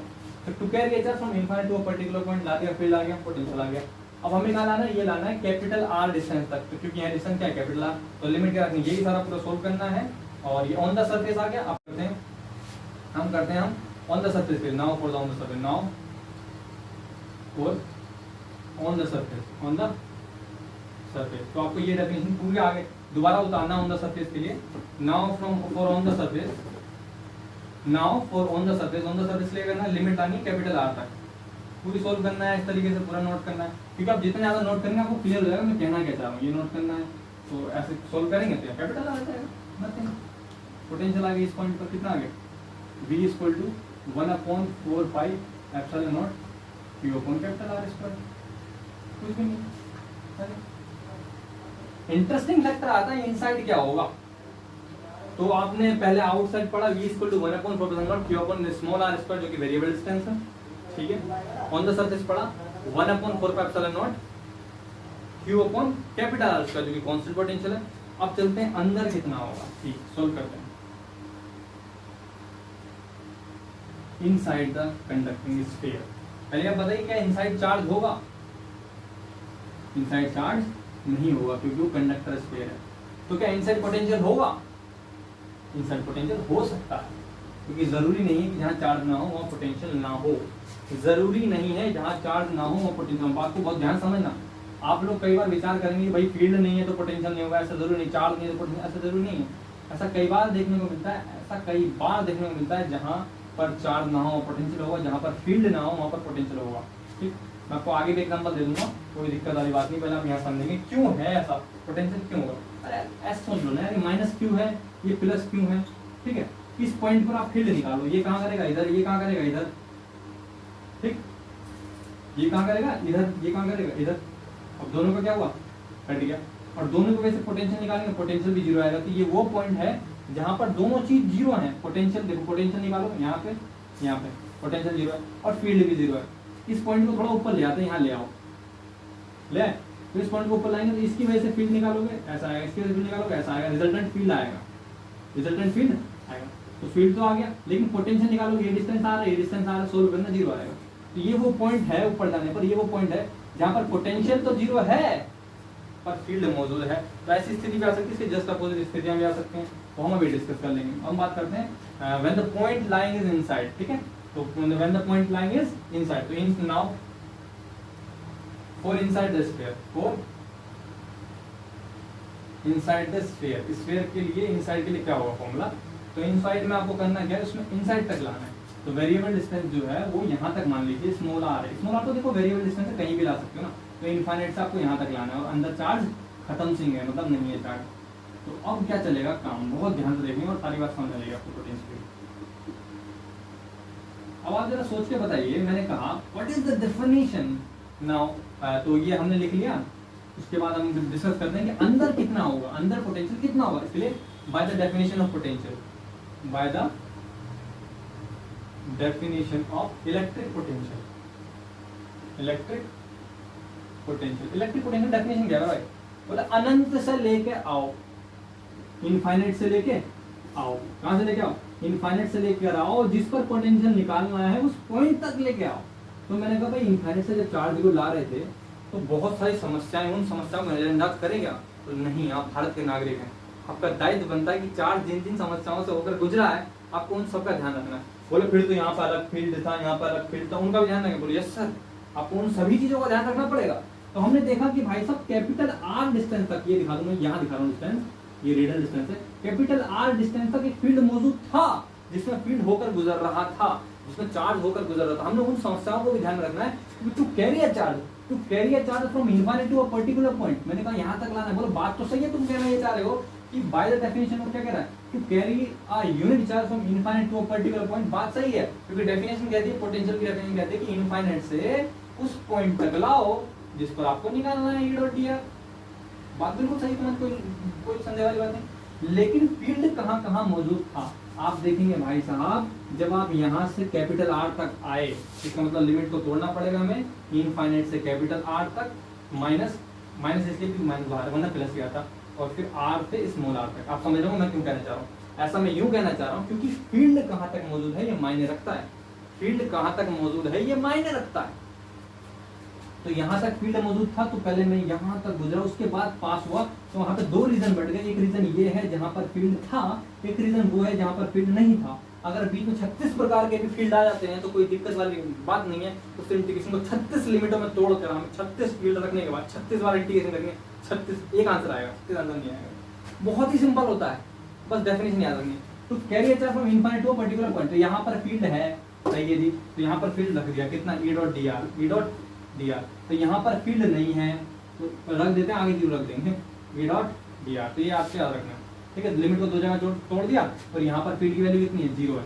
आपको सब पता है जीरो है, यूनिट होती है न्यूटन पर कूलम। यूनिट क्या होती है, न्यूटन पर कूलम। तो आप यहाँ रख देंगे तो आंसर आएगा v इक्वल टू हो जाएगा minus infinity to capital R E dot D R. और सभी वैज्ञानिक जानते हैं कि अभी हमने इसे ही सोल्व करा है, तो अभी हमने इसे सोल्व करा है ई डॉट डी आर को। तो आप बताओ जरा इसका आंसर कितना आया था? इसका आंसर आया था m plus v equal to 1/4 pi epsilon naught q upon capital R. Direction क्या होगी, आर कैप। स्केलर होता है, क्या होता है, इलेक्ट्रिक पोटेंशियल स्केलर है, बिकॉज़ फील्ड इज कंजर्वेटिव। तो एक बहुत ही शानदार रिजल्ट था। शानदार इसलिए था कि मेरे भाई आप यहाँ निकालो पोटेंशियल, आप यहाँ निकालो पोटेंशियल, आप यहाँ निकालो पोटेंशियल, आप वहाँ निकालो पोटेंशियल, आप कहीं भी निकालो पोटेंशियल, सब जगह कांस्टेंट आएगा, because it is independent of variable distance small R. ये कांस्टेंट आएगा। तो कई बार लोग सोचते हैं कि कंडक्टिंग स्फीयर, बहुत इंटरेस्टिंग क्वेश्चन है कि अगर चार्ज कंडक्टर स्फीयर है, चार्ज कंडक्टर स्फीयर मतलब कंडक्टर स्फीयर है जो चार्ज है, कंडक्टर स्फीयर जो चार्ज है, अगर ये होलो नहीं होता ना तो भी सिचुएशन ये होती, क्योंकि होलो नहीं होता तभी कंडक्टर होता, तो क्या होता भाई, फील्ड तो तभी इनसाइड जीरो होना था, सिचुएशन ये बनी। अगर कंडक्टर है, पूरी कंडक्टर की सिचुएशन चल रही है, यहाँ पे चार्ज नहीं होता क्योंकि उसमें स्किन इफेक्ट लगता है, चार्ज बाहर आ जाता है। तो अगर होलो स्फीयर है ये चार्ज कंडक्टर स्फीयर है, होलो स्फीयर है, चार्ज कंडक्टर स्फीयर है, होलो स्फीयर है, ये चार्ज कंडक्टर स्फीयर है, इनसाइड पोटेंशियल कांस्टेंट रहता है। ठीक, पूछते हैं लोग क्यों, ये क्वेश्चन थ्योरेटिकली पूछा जा सकता है कि कंडक्टर स्फीयर के आउटसाइड पोटेंशियल वेरी करता है, ऑन द सरफेस पे कुछ ना कुछ मान आता है मेरे भाई, अंदर कांस्टेंट रहता है, क्यों, और होता है कांस्टेंट तो कितना होता है। तो मेरे भाई उसको सीधा ये बोलना है, उस बंदे को जो पूछेगा, by the definition of electric potential. क्या बोलना है, by the definition of electric potential to carry a charge from infinite to a particular point, इसको पोटेंशियल एट दैट पॉइंट। तो हमें इनफाइनाइट से अगर चार्ज को सेंटर पर लाना पड़ेगा, ये स्फीयर के अंदर लाना पड़ेगा, तो भाई बाहर तक तो गुजरना पड़ेगा ना, बाहर तक तो हमें उन समस्याओं से, उन विपत्तियों से गुजरना पड़ेगा। तो पोटेंशियल तो वहीं का चल रहा है, इनसाइड तो फील्ड ही नहीं है, इनसाइड तो तुम पॉइंट ला रहे हो, तो कांस्टेंट तो रहेगा। पूरे रीजन में फील्ड तो बाहर गई है, इसलिए कांस्टेंट रहता है, क्योंकि वो सारा बाहर का ही वर्क डन होता है। आप जो भी निकालोगे यहाँ तक का वर्क डन है, यहाँ आने में तुम कोई वर्क ही नहीं करो। जहाँ फील्ड नहीं, फील्ड के अगेंस्ट वर्क क्या करेगा यार, कुछ सोचना। अब जब इनसाइड फील्ड ही नहीं है तो फील्ड के अगेंस्ट वर्क कैसे कर सकता है बंदा, जब यहाँ वर्क ही नहीं कर रहा है, W0 तो क्या जोड़ोगे, क्या खाक, तो जोड़ो फील्ड हो जाएगा, इसके कांस्टेंट। सिंपल सी बात है, मुझे कोई पूछे तो फील्ड देना, पूछने वाली बात ही नहीं, पड़ेगा कांस्टेंट रहना है भाई साहब। वर्क जितना है वो सब फील्ड के अगेंस्ट रहेगा, अंदर फील्ड ही नहीं, क्या अगेंस्ट यार। तो ये चला था चार्ज कंडक्टर स्फीयर के बारे में, जो कि होलो था। अब हम बात करते हैं उन स्फीयर के बारे में जहाँ चार्ज देंगे और वॉल्यूम में डिस्ट्रीब्यूट हो जाएगा, मतलब नॉन कंडक्टर चार्ज स्फीयर। तो होलो या यहाँ पर कंडक्टिंग स्फीयर था, ये था होलो का या conducting sphere, conductor sphere. Spelling देखेंगे CONDUCTOR, कंडक्टर स्फीयर। ठीक, अब बात करेंगे, ये तो हमने डेफिनेशन कर लिया नोट, इसे मिटा देते हैं। अब बात करते हैं हम नॉन कंडक्टर स्फीयर के बारे में, जो कि बहुत शानदार है क्योंकि वहाँ फील्ड वेरी करता है बढ़िया करके, फील्ड वेरी करता है बढ़िया। पहले मैं इसका ग्राफ और बना देता हूँ जो अभी हमने डिस्कस करा, जो हमने अभी डिस्कस करा ना, ड्यू टू क्या था उसमें, होलोस्फीयर लिखना क्या बात है, एक तो होलोस्फीयर था या फिर कंडक्टिंग स्फीयर था, उसका पोटेंशियल का ग्राफ क्या होगा, होलोस्फीयर था या फिर कंडक्टिंग स्फीयर था, उसके पोटेंशियल ग्राफ देखेंगे क्या होगा। तो ये हो गया graphical representation of the potential due to the hollow sphere of the conducting sphere. तो यहाँ तक डिस्टेंस मैंने r मान ली और भैया रेडियल डिस्टेंस है, और यहाँ तक में क्या है भैया ये रेडियस है, ये रेडियस है उस स्फीयर की। तो यहाँ तक कांस्टेंट पोटेंशियल था, यहाँ तक कांस्टेंट पोटेंशियल था। हमने पूछा कितना, बोले पूछने की बात है, v = 1/4 Q upon capital R square, ये पूछने वाली बात। आगे क्या था, यहाँ से वेरी करना शुरू करा, कितना, v = 1/4 Q upon small r square, very कर रहा है भैया। ये पोटेंशियल का कर्व हो गया, और यहाँ ऑन द सरफेस पर कितना होगा, जितना यहाँ हो कांस्टेंट है, फिर पोटेंशियल ग्राफ हो गया। बहुत ही सिंपल था, कोई दिक्कत वाली बात ही नहीं। ठीक, मिटाते हैं इसे। अब बात करते हैं हम, ये वाली एक्सिस पोटेंशियल के लिए थी, ये वाली एक्सिस रेडियल डिस्टेंस के लिए थी, ये वाली एक्सिस रेडियल डिस्टेंस के लिए थी, ये वाली एक्सिस पोटेंशियल के लिए थी। ठीक, याद रखेंगे, ग्राफ बनाते हैं, यहाँ वेक्टर R लिखना है और यहाँ वेक्टर B लिखना है। इलेक्ट्रिक डिस्कस इलेक्ट्रिक पोटेंशियल, दूसरा पॉइंट है, दूसरा article, electric potential due to, दूसरा आर्टिकल कौन सा था, दूसरा आर्टिकल है electric potential due to charge sphere. तो यहाँ है नॉन कंडक्टर, नॉन कंडक्टर। तो नॉन कंडक्टर भाई स्फीयर को हमें डिस्कस करना बहुत शानदार। तो यहाँ मैं एक नॉन कंडक्टर स्फीयर बना रहा हूँ और दिया गया चार्ज के पूरे वॉल्यूम में डिस्ट्रीब्यूट हो जाता है। क्यों होता है भाई ऐसा, बिकॉज ऑफ वहाँ पर इलेक्ट्रिक प्रेशर इंटरनली अप्लाई नहीं होता, वहाँ पर स्किन इफेक्ट नहीं लगता, वहाँ पर मीडियम कंडक्टिंग नहीं होता, फोर्स फील्ड वैसे डिस्ट्रीब्यूट नहीं होता जैसे कि उसे होना चाहिए। तो दिया गया सारा चार्ज जो है उसके वॉल्यूम में डिस्ट्रीब्यूटेड हो जाएगा। और हमें याद रखना है, अगर वॉल्यूम में डिस्ट्रीब्यूटेड हो रहा है तो वहाँ क्या होगा, वो नॉन कंडक्टर स्फीयर है। अगर डिस्ट्रीब्यूटेड नहीं हो रहा है तो वो एक कंडक्टर स्फीयर है। मतलब डिस्ट्रीब्यूशन हमें डिफाइन कर सकता है कि वो किस प्रकार का स्फीयर है। और अगर वॉल्यूम में डिस्ट्रीब्यूट हो रहा है तो हमें कौन सी डेंसिटी लेनी है, वहाँ पे लेनी है वॉल्यूम चार्ज डेंसिटी। तो मैंने आपको बताया भाई कुछ भी नहीं है, नथिंग, कुछ भी नहीं है। अगर आपको निकालना है कि कितना होगा पोटेंशियल, तो आपको सीधे तौर पर जहां जहां निकालना है वहां फील्ड पता हो जाए। अगर यहाँ पूछना चाहते हैं तो यहाँ तो हमें फील्ड रटा पड़ा है, कितना होता है, E = 1/4 Q upon R square, लो कुछ भी नहीं है, इंटू आर कर। अगर कोई यहाँ पूछे तो यहाँ भी फील्ड रटा हुआ, कितना होता है, E = 1/4 पाई एप्सिलॉन नॉट, कितना होता है Q upon R square, capital R square, कितना कैपिटल, कितना होता है भाई, ये होता है capital R square, capital R square into R cap. तो कोई पूछे इनसाइड कितना होता है, इनसाइड रटा हुआ है, कितना होता है, E = 1/4 pi epsilon naught Q upon R square into R upon R। भाई साहब ये सब पढ़ा रखा है, इसलिए यहाँ पर चर्चा का बिल्कुल नहीं होगा, क्योंकि लास्ट लेक्चर अगर आपने अच्छे से पढ़ा हो तो ये तीनों मैंने बताया था कि पॉइंट कहाँ से आए। तो इन पॉइंटों पर आपको फील्ड पता है, जस्ट इंटीग्रेशन करना है, लिमिट रखनी है, इन्फिनिटी से आंसर आ जाना है। कभी भी किसी भी पॉइंट पर कितने बड़े सवाल में अगर आपसे पोटेंशियल पूछ रहा है तो आपको 2 कैरियर चार्ज, कुछ ही पूछे 2 कैरियर चार्ज, चैप्टर यूनिट इस क्वेश्चन का है, कुछ भी क्वेश्चन 2 कैरियर चार्ज, बात खत्म। तो इनफाइनाइट से लाते हैं, ये है आपका इनफाइनाइट। तो पहले लाते हैं इनफाइनाइट से इस पॉइंट पर, ठीक है, ये इनफाइनाइट का सिंबल है उल्टा 8, ठीक। तो इनफाइनाइट से यहाँ तक लाते हैं। तो पहला है first case outside potential, outside potential. तो आउटसाइड पोटेंशियल कितना होगा, यही होगा v = माइनस के इंटीग्रल इन्फिनिटी से स्मॉल r तक लाना है, E.dr सोल्व करना भैया। फील्ड की वैल्यू रख दो, कितना है, माइनस का इंटीग्रेशन इन्फिनिटी से स्मॉल r तक, field value 1/4 pi epsilon naught Q upon R square into R cap direction into dr dot R cap direction, r dot r एक हो गया। सोल्व करना कितना आएगा, 1/4 पाई एप्सिलॉन नॉट। सोल्व बार बार क्या करना, वही चीज चल रही है, माइनस के 1/r। सोल्व करते रहो आप, यही आता रहेगा आंसर। जब तक सिमेट्रिक ऐसी होगी तब तक आंसर यही आएगा। फील्ड की वैल्यू पर डिपेंड करता है कि पोटेंशियल कैसा होगा, फील्ड की वैल्यू पर डिपेंड करता है कि पोटेंशियल कैसा होगा। फील्ड देखने में सबसे एक जैसे मिल रहा है तो पोटेंशियल इसलिए एक जैसे आ रहा है, पर आप सोल्व करते रहें तो सर्फेस बनी रहेगी। तो ये आउटसाइड हमने कर दिया, ये आ गया आंसर। हम बात करते हैं on the surface, second case on the surface, on the surface. बोले ऑन द सरफेस के लिए क्या करना है, जस्ट लिमिट चेंज करनी है, कहाँ से कहाँ तक, इन्फिनिटी से कैपिटल R तक। बोले उससे क्या होगा, उससे होना कुछ नहीं, सोल्व करना, आप आंसर यही आएगा। कैपिटल R तक लाएंगे, वेरिएबल फील्ड रखेंगे, वेरिएबल फील्ड रखनी चाहिए। क्यों रखेंगे वेरिएबल फील्ड, भैया वहां से यहाँ तक, वहां से यहाँ तक, वहां से यहाँ तक, वहां से यहाँ तक वेरिएबल फील्ड है जिसे रखेंगे यहाँ पर, तो कितना है इन्फिनिटी से कैपिटल आर तक माइनस है 1/4 pi epsilon not Q upon are square डो R cap dot D R cap. और सोल्व करना चिंता का विषय नहीं है, वही पहला वाला आंसर आएगा 1/4 pi epsilon not Q upon capital R. Potential आ गया। दिक्कत आती है what is the problem with the inside, समझे? बिकॉज ऑफ यहाँ इनसाइड फील्ड है वो भी कॉम्प्लेक्स, क्या का कॉम्प्लेक्स चीज है, linear distance, hyperbolic field and linear field. समझ रहा हूँ मैं क्या कहता हूँ, मैंने ग्राफिकली बताया था। अगर आर स्क्वायर नीचे आ रहा है तो हाइपरबोलिक फंक्शन बनेगा, रेक्टेंगुलर हाइपरबोलिक, और यहाँ पर सामने आ रहा है स्मॉल आर, तो आपका फंक्शन जो बनेगा वो बनेगा क्या बनेगा, लीनियर। ठीक, हम बात करते हैं थर्ड केस के बारे में। Third case,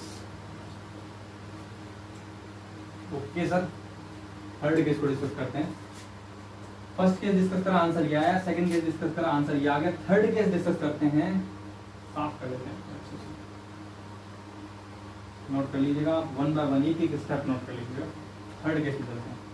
third case, inside the sphere, inside the sphere. Inside the sphere में क्या होगा, पोटेंशियल डेफिनेशन लगा v equal to infinity minus के infinity to small r E dot d. जब कोई मेधावी वैज्ञानिक यहाँ पर अगर मौजूद हो पढ़ते हुए, ये मत बोलना बाहर के लिए भी इंफिनिटी से स्मॉल आर लाए, अंदर के लिए भी सब वेरिएबल डिस्टेंस है भाई, ये बाहर लाओ या अंदर लाओ, ये यहाँ पर आर रख रहे हैं, यहाँ पर लाओ तो भी आर रखेंगे, और यहाँ पर लाओ तो भी आर रखेंगे। वो आर का मान है, वो आर का मान है कि वो कैपिटल आर है या स्मॉल आर है। तो यहाँ पर हमने क्या, ये भी स्मॉल आर डिस्टेंस है, वेरिएबल डिस्टेंस है, कहीं तक भी ले सकते हैं ना। फील्ड रख इनसाइड कितना है, तो फील्ड हमने देखा, बोले यार चार्ज को इनफाइनाइट से ला रहे हो आप, चार्ज को कहाँ से ला रहे हो, इनफाइनाइट। तो हमने कहा बिल्कुल ला रहे हैं जी, कोई दिक्कत वाली बात नहीं है। But is the definition of potential, definition potential is to carry a charge from infinite to a particular point.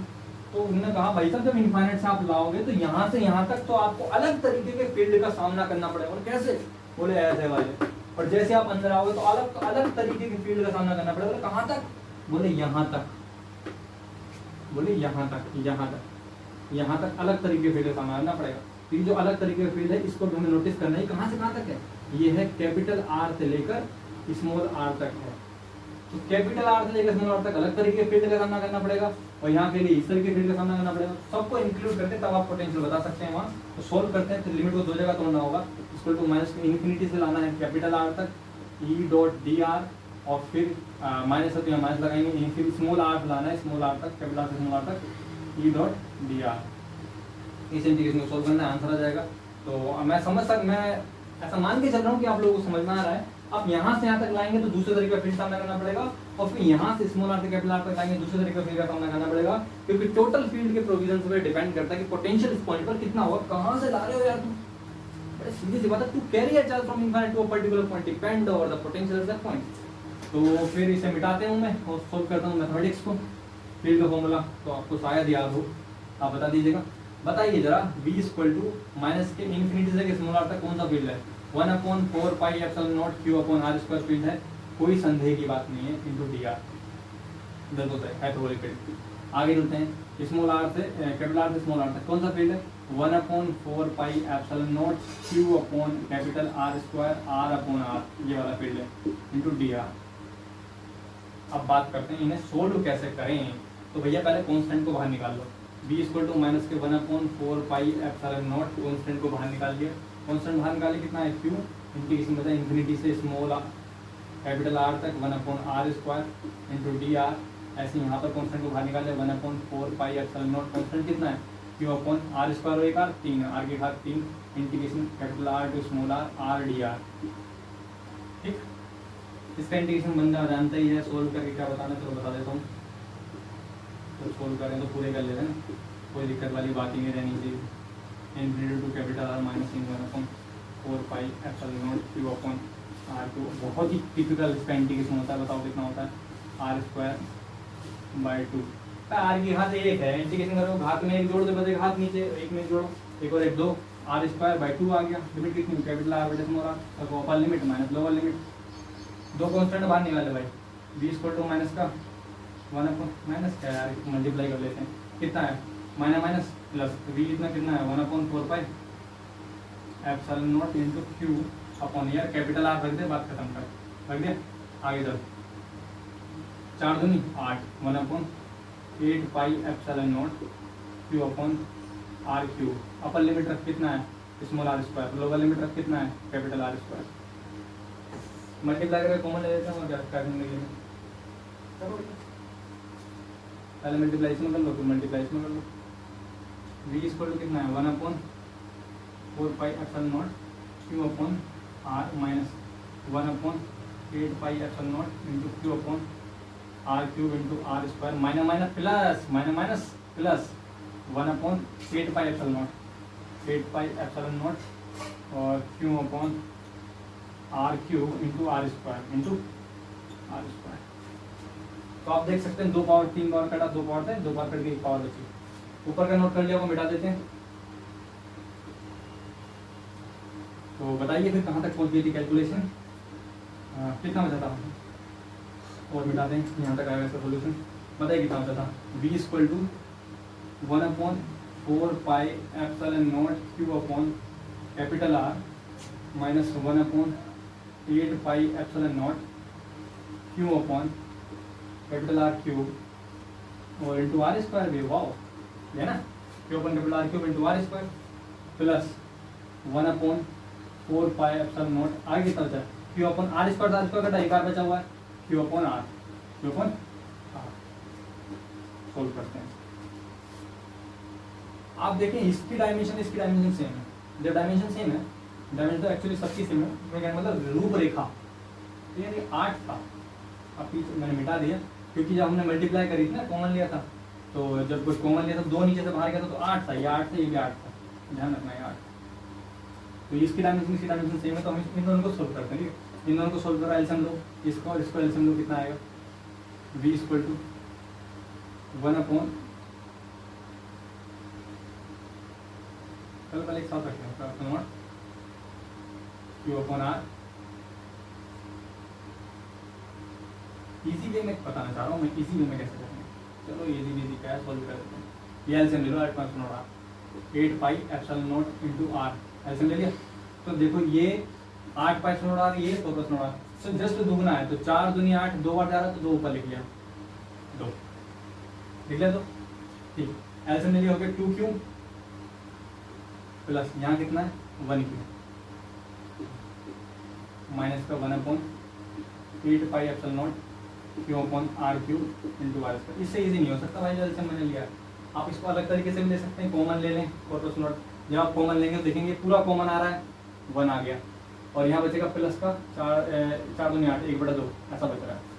जब आप पूरा कॉमन लेंगे आप ऐसे भी कर सकते हैं। अगर ये कॉम्प्लेक्स लग रहा हो, समझ में नहीं आ रहा हो, तो इसमें और इसमें से देखो कॉमन क्या आ रहा है, v equal to 1/4 pi epsilon nought common आ रहा है, सही है। क्यू अपॉन आर कॉमन आ रहा है, देखो दोनों आगे कॉमन, इसको पूरा गया कॉमन तो 1 आया, प्लस इसमें जा रहा है 4 दूनी 8। आप ध्यान से देखें ये पूरा 1/2 को 1/4 की अगर 1/2 से मल्टीप्लाई करें तभी तो 4 दूनी 8 आएगा। यहाँ बच रहा है 1/2, कितना बच रहा है 1/2, ये बच रहा है। मल्टीप्लाई करो इसमें तो ये आ जाएगा, मल्टीप्लाई करो इसमें तो 4 दूनी 8 ये आ जाएगा, माइनस ये बच रहा है 1/8 pi epsilon not into Q upon are cube into are square. LCM ले ले भाई, कितना हुआ 2 एकम 2 और 1 3, 2 एकम 2 और 1 3, 3/2 हो गया। तो v इक्वल टू कितना हो गया 1/4 pi epsilon not Q upon R, 2 एकम 2 और 1 3, 3/2 हो गया, माइनस के 1/8 pi epsilon not into Q upon are cube into are square. भाई पूरे में से कॉमन क्या आ रहा है, v equal to 1/4 pi epsilon not Q upon capital R common ले लो, कितना बचेगा 3/2, कितना बच रहा है 3/2 बच गया। यहाँ पे तो 3/2 बच रहा है। अब यहाँ देखते हैं, तो जब यहाँ देखेंगे तो आप देखोगे 1/4 पाई एप्सिलॉन नॉट कॉमन लिया हमने, तो यहाँ पे 8 पाई है, कितना बचेगा 1/2, तो यहाँ भी बच गया जी। आगे चलते हैं, क्यू अपॉन आर कॉमन लिया, तो क्यू तो चलो कॉमन चला गया जी, और आर कॉमन लिया, नीचे से आर कॉमन चला गया। जब नीचे से आर कॉमन गया देखो आर के हाथ 3 है, तो नीचे बचेगा आर स्क्वायर, तो 1 बच गया आर स्क्वायर, क्योंकि एक पावर गई ना कॉमन, एक पावर कॉमन गई, 2 बचे हैं तो 2 बच गए। आगे बच कर स्मॉल आर स्क्वायर तो कॉमन गया नहीं, पूरा लिखना पड़ेगा स्मॉल आर स्क्वायर। एलसीएम लो भाई, कितना है v इक्वल टू 1/, एलसीएम लेंगे तो 2 आएगा, 2 को बाहर ले लिया, 1/8 pi epsilon not Q upon capital R. भाई कितना बचा, नीचे ले लिया R square, LCM R square से मल्टीप्लाई करें कितना आ गया 3r स्क्वायर माइनस ये कितना है 1 तो फर्क नहीं पड़ता, small are square, small are square तो ये आपका इस तरह का पोटेंशियल आता है। ऐसे लिख सकते हैं implies V equal to 1/8 pi epsilon naught Q upon R की घात 2 और 1 3, आर की घात 3 और यहाँ अंदर बचा 3 capital R square minus small r square. Direction less होता है, मतलब डायरेक्शन नहीं होती। तो ये पोटेंशियल काफ़ी थोड़ा कैलकुलेट करना पड़ा, इसे थोड़ा याद कर लेना। इसे स्फीयर के इनसाइड जो होता है वो इतना पोटेंशियल होता है 1/8 pi epsilon naught Q upon R cube 3 r square minus. आप ऐसे देख सकते हैं ना, कैपिटल R बड़ा होता है, कैपिटल है तो उसमें से स्मॉल वाला घटेगा। ऐसे जुगाड़ बुगाड़ लगा के हमें बारह फॉर्मूले याद रखने हैं, कि फॉर्मूले याद नहीं रखेंगे तो बात बन नहीं पाएगी, बिना फॉर्मूले कुछ नहीं चलेगा। तो ये आपका इनसाइड का फॉर्मूला हो गया। कितना है 1/8 pi epsilon naught Q upon capital R cube और ब्रैकेट में 3r क्यूब माइनस r और 3r इसका माइनस r, याद रखना। अब मैं आपको इसका ग्राफिकल रिप्रेजेंटेशन बता देता हूँ। ग्राफिकल रिप्रेजेंटेशन क्या है? बहुत ही सिंपल रिप्रेजेंटेशन है। ग्राफ खींचे, ठीक है, कैपिटल R, ठीक है, पोटेंशियल ग्राफ बन गया है जी। और ये वो पॉइंट है, कौन सा वाला? रेडियस वाला R, ये ओरिजिन है 0, R ठीक से बनाएंगे और ये हो गया 0। इसमें ये जो पोटेंशियल डिस्ट्रीब्यूशन कितना है, V equal to 1/8 pi epsilon naught Q upon capital R cube कितना 3r square minus k small r square. बाहर पोटेंशियल कितना है, everyone knows V equal to 1/4 pi epsilon not कितना Q upon capital R cube small r cube small r square small r। ना तो cube आएगा ना square आएगा, small r आएगा। बिकॉज़ पोटेंशियल है सिंगल डायमेंशनल डेवलप, नीचे जो है सिंगल डायमेंशन होगी। और ये हाइपरबोलिक फंक्शन है, ये हाइपरबोलिक फंक्शन है ना, है ये रेक्टेंगुलर हाइपरबोलिक है, पर इससे सिमेट्रिक है, मतलब जुड़ा हुआ होना चाहिए ना, इसलिए थोड़ा ऐसा अजीब सा दिख रहा है। बाकी ग्राफ ऐसे बनेगा। ये है आपका। तो आज आपने पढ़ा पोटेंशियल डेफिनेशन। टाइम लिखना होगा कितना? 21। ओके, तो हमने पोटेंशियल पढ़ लिया उसकी यूनिट चार्ज की वजह से, पोटेंशियल पढ़ लिया हमने चार्ज स्फीयर की वजह से। और अब जो आगे हम न्यूमेरिकल करके देखते हैं एक दो इसके न्यूमेरिकल क्वेश्चन दिखा, न्यूमेरिकल क्वेश्चन सॉल्व करते हैं। न्यूमेरिकल क्वेश्चन चलिए अभी एक मिनट एक दो आर्टिकल और डिस्कस कर लेता हूँ। अभी हमारा डिस्क बचा हुआ है, डिस्क को डिस्कस करने के बाद हम न्यूमेरिकल क्वेश्चन सॉल्व करेंगे। क्योंकि जिस की वजह से हमें फील्ड, बड़ी ही सिंपल सी बात है, जिस की वजह से हमें फील्ड पता है उसकी वजह से आप पोटेंशियल निकाल सकते हैं। आप घर बैठ के निकालें, कोई दिक्कत वाली बात नहीं। जिस की वजह से आपको फील्ड पता है उसकी वजह से आप पोटेंशियल निकाल लें। क्योंकि आप जैम में जाएंगे तो आपको सवाल जरूर मिलना है या तो ई पर या तो वी पर, कोई काट ही नहीं सकता ताकत, क्योंकि ईएमपी में यही तो है, या तो ई है या तो वी है। आगे मैग्नेटिक भी है, वो अच्छी इंपॉर्टेंट है, पर ये आना है। मतलब आज इन 4 यूनिट में से एक दो सवाल आपको जरूर मिल जाते हैं, ये कहना चाहता हूँ। तो हम पढ़ेंगे electric potential due to charge disc. और अगर आपको डिस्क का फील्ड का फॉर्मूला नहीं पता तो पर्चे पलटें और पीछे से फील्ड का फॉर्मूला देखें। जो फॉर्मूला था capital E equal to sigma upon 2 epsilon not bracket में 1 minus a square upon under root z square plus a square या x square plus a square भी कह सकते हैं, ठीक है, r square plus a square भी कहते हैं उसको। तो ये हो गया इलेक्ट्रिक फील्ड। कौन सा आर्टिकल है? पहले हमने करा था कौन सा वाला? पहले हमने करा था पॉइंट चार्ज की वजह से, दूसरा करा था हमने स्फीयर की वजह से, तीसरा हमारी बारी है किसकी वजह से? तीसरी बारी है हमारी अब डिस्क की वजह से। तो ये तीसरा डेरिवेशन, तीसरा electric potential, electric potential due to charge disc, charge disc, charge disc की वजह से पोटेंशियल बताना है। तो चार्ज डिस्क बना लो, एक चार्ज दे दो ढंग से, कुछ भी नहीं है, कुछ भी नथिंग। मैंने आपको सिंपल बताया, पोटेंशियल वाला चैप्टर आप बायं करके आप देखो। वायर वाला क्वेश्चन आप लोगों को खुद करना है। वायर का फील्ड मैं बता दे रहा हूँ आपको, अगर ना पता हो तो 1/2π लैम्डा अपॉन r, जहाँ लैम्डा लीनियर चार्ज डेंसिटी। घर जाकर कर लेना उस क्वेश्चन को कि कितना होता है ना पोटेंशियल वायर की वजह से। मैं आपको ये वाला डिस्क वाला करा दे रहा हूँ।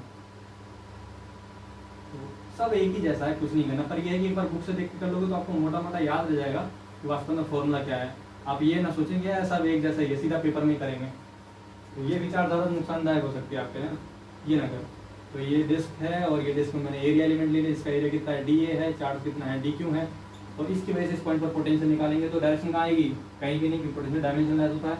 V निकालना है हमें क्वेश्चन मार्क, और E पता है इस पॉइंट पर कितना होता है 1/4π epsilon not sigma upon 2 epsilon not कितना होता है sigma upon 2 epsilon not bracket में 1 minus a upon under root r square plus a square, जहाँ r क्या है इसकी रेडियस, a क्या है यहाँ से तक डिस्टेंस, ऐसा ही है। जब हमने सोल्व करा था तो आर क्या थी, आर थी इसकी रेडियस 0 से कैपिटल आर तक, तो आर इसकी रेडियस है और ए यहाँ से तक की डिस्टेंस है। तो हमें क्या करना है, इनफाइनाइट से पर्टिकुलर पॉइंट तक लाना है। तो ये डिस्टेंस आप ए लेना, अगर आपको ए लेना अच्छा लगता है तो आप वहाँ से वहाँ तक इसे ए लेके चलें, वरना मुझे ये डिस्टेंस जो है एक्स अच्छी लगती है, जेड अच्छी लगती है, तो मैं एक्स या जेड लेके चलूँगा। तो अगर मुझे एक्स और जेड करना है तो ये डिस्टेंस जो हम फील्ड के फॉर्मूले में पढ़ते हैं वो ए होती है। अब मैं डी ए लूँगा, थोड़ा अलग तरीका लगे देखने में, तो मैं एक्स लेके चल रहा हूँ, जेड लेके चल रहा हूँ। बुक्स में आपको जेड मिल जाएगा, तो मैं इसे एक्स एक्सिस मान के चल रहा हूँ और मैं इसे एक्स लेके चल रहा हूँ, देखते हैं रिजल्ट क्या होता है। तो यहाँ पे एक ही जगह एक्स कर लेते हैं और यहाँ पे एक ही जगह एक्स कर लेते हैं। याद रखेंगे, अगर डिस्क दी हुई है आपको, बोले ले बेटा ले चार्ज डिस्क, तो आपके लिए आर वहाँ कॉन्स्टेंट हो जाता है, क्योंकि आपको डिस्क दे रखी है, वेरिएबल होगा कि डिस्क से किस पॉइंट पर आप निकाल रहे हैं। तो हमसे पूछा गया है टू कि आपको निकालना है, ये बताओ कि इस पॉइंट पर पोटेंशियल क्या होगा। तो by the definition of electric potential लिख दूंगा, आंसर आ जाएगा।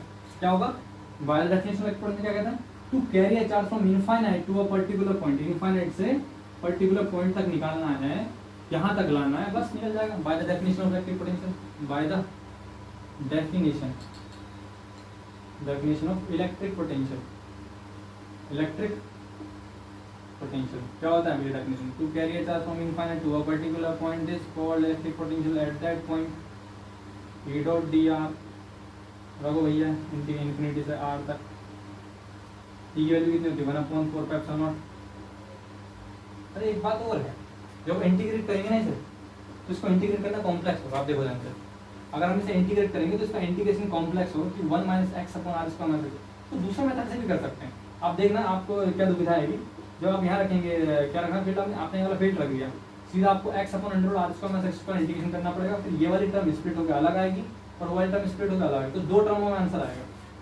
अगर हम इसी की जगह ऐसा करें, bye the definition of electric potential due to point charge, due to point charge solve भी कर लेते हैं ना। कितनी होती है पॉइंट चार्ज की वजह से, v = 1/4πε0 dq/r²। ये होता है भाई, ये तो होता है dv पोटेंशियल आ गया, dv बराबर, dq का मान कैसे रखेंगे, आपको पता है सरफेस चार्ज डेंसिटी सिग्मा लेंगे, सिग्मा इक्वल टू क्या होता है dq/d एरिया। डी एरिया मैंने आपको रिंग का निकालना बताया था, बच्चा जानता है, पर सरकमफेरेंस को 2πr को विड्थ से मल्टीप्लाई कर दे, dr से मल्टीप्लाई करो, कितना है sigma into 2πr dr equal to dq, multiply करो, यहाँ रखो चार्ज की जगह, कितना है 1/4πε0, dq की जगह कितना रखा, sigma into 2πr dr upon नीचे स्मॉल r²। यहाँ पर आपको ध्यान रखना है एक चीज, अभी आप कंफ्यूज हो, इसकी वजह से हमें इस पॉइंट पर पोटेंशियल निकालना है, इस चार्ज की वजह से इस पॉइंट पर पोटेंशियल निकालना है। तो ये डिस्टेंस कितना है आपको ये बताना है, ये डिस्टेंस। तो आप ध्यान से देख लो कि ये डिस्टेंस कितना है। ये डिस्टेंस वास्तव में इसको मान लो r है, ये डिस्टेंस तो x है, मैंने क्या मानी, ये डिस्टेंस x मान लो, ये डिस्टेंस x मान लो, ठीक है। और ये वाला डिस्टेंस मैंने क्या मान, ये कुछ भी आप मानो, जैसे मान लो यहाँ पर r मानिए r dr, और ये डिस्टेंस है r। तो ये डिस्टेंस जब x है, ये डिस्टेंस r है, और मैं पॉइंट चार्ज का फॉर्मूला लगा रहा हूँ, ठीक है। क्या लिखा मैंने, bye the definition of electric potential due to point charge, bye the definition of electric potential due to point charge. तो फॉर्मूला क्या होता है, q/r होता है। तो r डिस्टेंस कितना है, यहाँ से चार्ज से यहाँ तक डिस्टेंस कितनी है, √r² + x², r² + x²। तो ये पॉइंट रखना है यहाँ पर, √r² + x², ठीक है। ये डिस्टेंस कर दिया, चार्ज रख दो ऊपर, d इक्वल टू कितना, 1/4πε0। चार्ज की वैल्यू कितनी है भैया, चार्ज की वैल्यू है वही कितनी है, sigma into 2πr into dr into, बस ज़्यादा इंटू नहीं, तो सिग्मा हो गई चार्ज डेंसिटी, 2πr dr हो गए, और यूनिट एरिया जो हमें निकालना था, ठीक है, हो गया। अपन नीचे कितना है, इंटीग्रेशन r² + x²। अब देखो वो इंटीग्रेशन बना पर सिंगल टर्म में बना है, आपको उसके रिजल्ट में डिफरेंस पता चल जाएगा। इंटीग्रेशन करेंगे पोटेंशियल आ जाएगा। चलो भैया अभी सोल्व कर लेते हैं। v इक्वल टू कितना आ गया, 1/4πε0,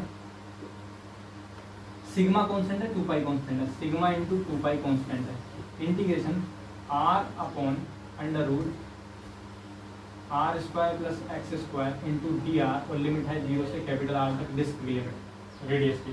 इस सोल्व करना है, 2π दूनी हो गया 8π, कितना है v equal to sigma upon 2 epsilon not, और इंटीग्रेशन कितना होता है, इंटीग्रेशन 0 से कैपिटल आर तक, R upon integration R square plus X square into D R. ठीक, इसका इंटीग्रेशन कितना होगा, sigma upon 2 epsilon naught integration R square plus X square 0 से कैपिटल आर। रखो आर की जगह लिमिट या एक्स की जगह रखेंगे, ऐसा सोच के बताओ, आप लिमिट आर की जगह रखेंगे एक्स की जगह रखेंगे, आप लिमिट रखेंगे आर की जगह, क्योंकि एक्स क्या आप रखेंगे एक्स की जगह, एक्स क्या है variable distance.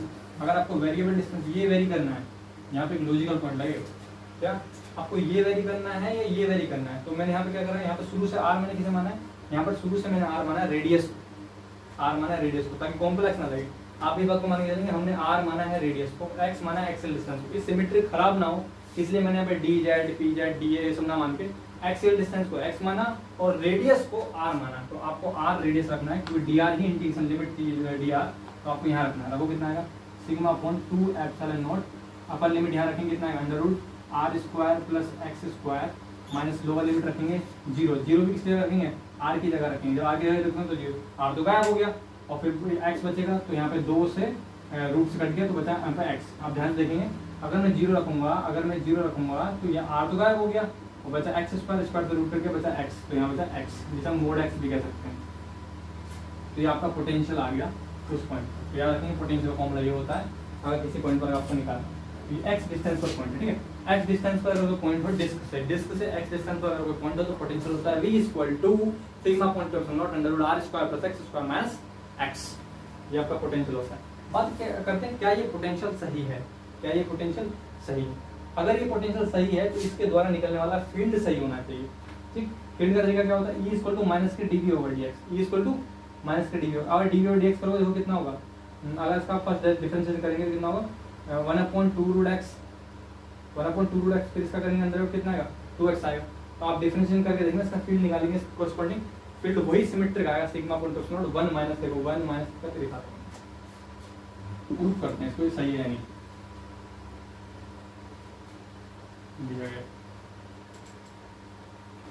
And electric field at this point, at this point कितना होता है, ई इक्वल टू अभी तो बताया था माइनस के del V over del X, मान लो तो माइनस के डेल ओवर डेल एक्स, मतलब पोटेंशियल से फील्ड से पोटेंशियल निकाल सकते हैं, बाएं हाथ का अकेला, कौन सा हाथ का अकेला, बाएं हाथ का अकेला, कितना है are square plus X square minus का मोड ऑफ एक्स। करो डिफरेंशिएशन आता हो, देखो मोड को लेकर हवा मत बनाना, मोड है जो अपने लिए मोड है, हमारे लिए जस्ट कुछ भी नहीं, डिफरेंशिएशन आएगा तो उतार के अंदर चला जाएगा। सिग्मा अपॉन एप्सिलॉन देखो बाहर कितना है माइनस का सिग्मा अपॉन 2 एप्सिलॉन नॉट, इसका इंटीग्रेशन करेंगे 1/2 रूट एक्स आता है और कराओ तो इतना इंटीग्रेशन डिफरेंशिएशन तो याद होना चाहिए। अंडर एक्स का डिफरेंस क्या है 1/2 रूट एक्स का करेंगे, वेरिएबल कौन है, वेरिएबल कौन है, रेडियल डिस्टेंस एक्स तो वेरिएबल एक्स है। हाँ बिल्कुल सही बात है, अगर रेडियल डिस्टेंस एक्स थी तो वेरिएबल एक्स है, यहाँ पे रेडियल डिस्टेंस एक्स है, हमें वेरी ऐसे करना है ना, पोटेंशियल में ग्रेडियंट निकालना है, पोटेंशियल ग्रेडियंट निकालना तो रेडियल डिस्टेंस ही है, रेडियल डिस्टेंस एक्स है तो वेरिएबल एक्स है। अब डी आर वाला केस मत ले आना यार, आप समझ नहीं रहे, जब मैंने कहा कि डिस्क की वजह से पोटेंशियल निकालो तो डिस्क को पूरा बनाना पड़ा, पोटेंशियल निकल गया। अब मैंने कहा पोटेंशियल की वजह से फील्ड निकालो तो आपको एक्स को वेरिएबल मानना पड़ेगा, तो एक्स को वेरिएबल माना, एक्स को वेरिएबल माना, एक्स को वेरिएबल माना, इंटीग्रेशन डिफरेंस करा 1/2 एक्स, इसका करेंगे कितना आएगा 2x आएगा, मैंने लिखा 2x, मोड एक्स का 1 होता है, चिल्लाने वाली कोई बात नहीं, 2 से 2 कैंसिल हो गया, कितना है ई इक्वल टू माइनस के सिग्मा अपॉन 2 एप्सिलॉन नॉट, यहाँ पे आ गया X upon under root R square plus X square minus 1, चलो भाई माइनस भाई आप अंदर जाओ, कितना आएगा E equal to sigma upon 2 epsilon naught 1 देते हैं, ये हो गया माइनस का X upon under root R square plus X square, और ये देखो माइनस माइनस प्लस 1, तो हम इस चीज़ को यहाँ लिख देते हैं सही से, कितना है E equal to sigma upon 2 epsilon not और ब्रैकेट में बचा 1 पहले लिख दिया minus X upon under root R square plus X square, R square plus X square, देख लीजिए आप यही फॉर्मूला होता है, यही फॉर्मूला फील्ड के लिए फॉर्मूला हमने ला दिया है, वही फॉर्मूला है जो कि ओरिजिनल फॉर्मूला होता है। कितना फॉर्मूला होता है, E equal to sigma under 1 plus भी ले सकते हैं माइनस, उसके रीजन मैं आपको बता दूँ, अगर एक्स आप लेते हैं ग्रेटर देन 0, क्या लेते हैं ग्रेटर देन 0, तो भाई फॉर्मूला लगाना पड़ेगा ये, अगर आप लेते हैं एक्स लेस देन 0 है तो लेस देन 0 रखो तो कितना माइनस माइनस प्लस हो जाएगा, फॉर्मूला वही ऑटोमेटिकली बन जाएगा। तो अगर खुद देख लीजिए यहाँ पे x अगर लेस देन 0 रखेंगे तो हम स्क्वायर है, तो इसको तो कोई फर्क पड़ेगा नहीं। अब जब स्क्वायर तो इसको कोई फर्क पड़ेगा नहीं।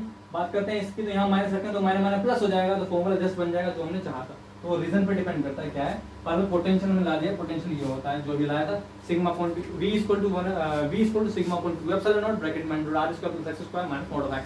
This is the formula for the potential. तो हमने डिस्क को भी डिस्कस कर लिया है, हमने डिस्क को भी डिस्कस कर लिया है, ये आप लेके चलेंगे। और ये बहुत अच्छा रिजल्ट था जो हमने यहाँ पोटेंशियल का रखा था। इसका आप खुद सोच सकते हैं x की वैल्यू 0 होगी तो क्या होगा वगैरह वगैरह। ठीक है, तो ये सब हमने डिस्कस करा। एक चीज़ और मैं आपको बताना चाहता हूँ कि जो वॉल्यूम चार्ज डेंसिटी थी उसी को मैं बताता हूँ कि किस तरीके से देखने को मिल जाएगा आपको।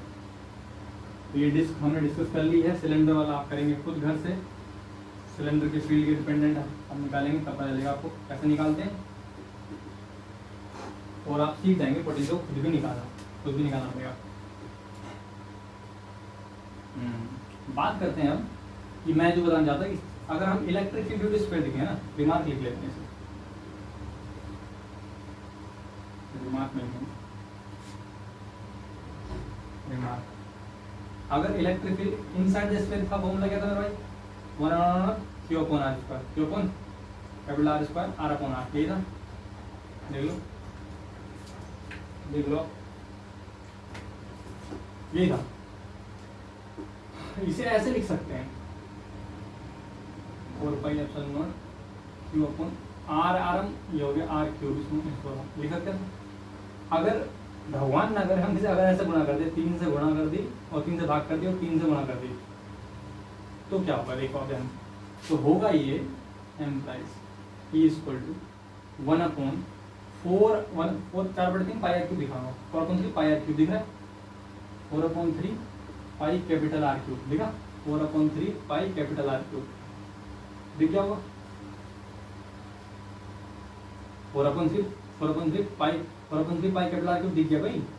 नीचे क्या है क्यू आर, यहाँ पर क्यू आर और यहाँ बचा है एप्सिलॉन नॉट 3 एप्सिलॉन नॉट। ठीक, देख लो 3 एप्सिलॉन नॉट। ठीक, आप देखेंगे charge upon volume, charge upon volume इसे कहते हैं वॉल्यूम चार्ज डेंसिटी। इस इक्वल टू आ गया रो आर अपॉन 3 एप्सिलॉन नॉट। तो भाई साहब ये रिजल्ट आपको कई जगह देखने को मिलेंगे। तो याद रखेंगे कि ये इतने बड़े फॉर्मूले को ऐसे भी लिख सकते हैं E equal to rho R upon 3 epsilon naught, क्योंकि ये भी एक तरीका होता है लिखने का। और आपको जनरली जब कभी लिखना पड़ेगा चार्ज डेंसिटी की टर्म में इलेक्ट्रिक फील्ड इनसाइड कितना है, तो आपको रो आर अपॉन 3 एप्सिलॉन नॉट लिखना पड़ेगा। और रिमार्क नंबर 2 आप जरा विचार करके बताइए, हमने इसे तो लिख दिया, अगर आउटसाइड वाले को लिखें तो कैसे लिखेंगे। ठीक है, ये तो था इनसाइड पहला पॉइंट। नंबर 2 आउटसाइड कितना होता है field 1/4 pi epsilon naught Q upon r square, Q upon r square होता है। तो आपको याद ये रखना है इनसाइड वाले का, ये तो जबरदस्ती का सौदा है, हम जबरदस्ती करते हैं। r से गुणा r से भाग कर लेते हैं, कितना है E equal to 1/4 pi upon 3 epsilon not और Q अपॉन r से गुणा r से भाग करें तो ये हो गया r क्यूब और ऊपर चला गया r। ये 3 से गुणा भाग तो दिख ही रही है, उसमें कोई कुछ नहीं है। देखें 1/4 पाई एप्सिलॉन नॉट दिख रहा है, 1/4 पाई एप्सिलॉन नॉट दिख रहा है। 3 से करा भाग, 3 से करी गुणा, बात हो गई खत्म। Q अपॉन r स्क्वायर दिख रहा है, ऊपर है। r से करी गुणा तो हो गया r क्यूब, भाग करेंगे r क्यूब हो गया, ऊपर गुणा करिए r। फिर चेक कर लेते हैं 3 से कर दिया भाग, 3 से कर दिया गुणा, बिल्कुल सही चल रहा है। नीचे r से कर दिया भाग, r से कर दिया गुणा, बिल्कुल सही है। ठीक है जी, एम्प्लाइज ई इक्वल टू कितना बचा क्यू आर ऊपर बचा, नीचे 4/3 पाई आर क्यूब जो बन गया वॉल्यूम, और बचा 3 एप्सिलॉन नॉट। देख लो आप 4/3 ये कितना लिखा है 4 ये लिखा 4/3 4/3 pi are cube, 4/3 pi are cube, 4/3 pi are cube, ये बन गया वॉल्यूम बी, बचा 3 epsilon naught, 3 epsilon naught. Correct है। अब बात करते हैं चार्ज अपॉन वॉल्यूम क्या होता है, चार्ज अपॉन वॉल्यूम क्या होता है, चार्ज अपॉन वॉल्यूम क्या होता है, volume charge density. Implies E equal to आ गया वॉल्यूम चार्ज डेंसिटी रो, और ये हो गया small r upon 3 epsilon naught. क्या ये सेम आ गए, क्या ये सेम आ गए? यस, ये बिल्कुल सेम आ गए। इसका मतलब फील्ड बिल्कुल सेम आया, बिल्कुल सेम रिजल्ट आया। ठीक, तो आपने क्या देखा कि इलेक्ट्रिक फील्ड जो है डिपेंडेंसी क्या है, Q अपॉन R से मैंने मल्टीप्लाई करी, मैंने इसे क्या बनाया, वॉल्यूम बनाने की कोशिश करी तो ये वॉल्यूम बन गया, वॉल्यूम बन गया तो इस तरीके से। हाँ यहाँ पे कैपिटल R स्मॉल r दे रखा है, यहाँ पे स्मॉल r पहले से मौजूद था, वो स्मॉल r वहाँ पे है और R क्यूब पहले था, हमने R क्यूब बनाया है। ठीक, रीजन है उसके पीछे, मैं आपको रीजन बताऊँ क्या। ये फॉर्मूला डिफरेंट है इससे, कैसे मैं ये बोलूँ इसके सेम आ जाएंगे, नहीं आ सकते। सेम इसलिए नहीं आएंगे क्योंकि समझने की कोशिश करना, ये सेम हो सकता है इसके लिए किसी पल, क्योंकि ये volume 4/3 pi capital R cube है, ये volume 4/3 pi capital R cube है, जो कि R एक कांस्टेंट क्वांटिटी है, और ये वॉल्यूम देखो V = 4/3 pi small r cube है, जो कि एक वेरिएबल क्वांटिटी है। इसका मतलब आप फॉर्मूला तो लगा सकते हैं बेधड़क, आप फॉर्मूला तो लगा सकते हैं बेधड़क, पर आपको जिस पॉइंट पर निकालना, उस पॉइंट से एक हाइपोथेटिकल स्फीयर बनाकर उस स्फीयर का वॉल्यूम वहां पर सेट करना पड़ेगा, जिसकी चार्ज डेंसिटी वहां पर रखनी पड़ेगी। बहरहाल आप याद रखेंगे इनसाइड में ये फॉर्मूला होता है ρr/3ε0 और वॉल्यूम होता है V 4/3 पाई r क्यूब। ये वाला जो है इनसाइड के लिए आपको याद रखना है। ठीक, अब हम डिस्कस करेंगे कुछ न्यूमेरिकल प्रॉब्लम्स, उदित न्यूमेरिकल प्रॉब्लम डिस्कस करेंगे। वो फोन दे दे, उसमें क्वेश्चन लिखे। अब डिस्कस करते हैं कुछ न्यूमेरिकल जो कि पोटेंशियल से रिलेटेड है, फिर मैं आपको थोड़ा इक्विव पोटेंशियल करते हुए बताऊंगा। एक न्यूमेरिकल करेंगे पोटेंशियल कैसे निकालते हैं, ठीक है।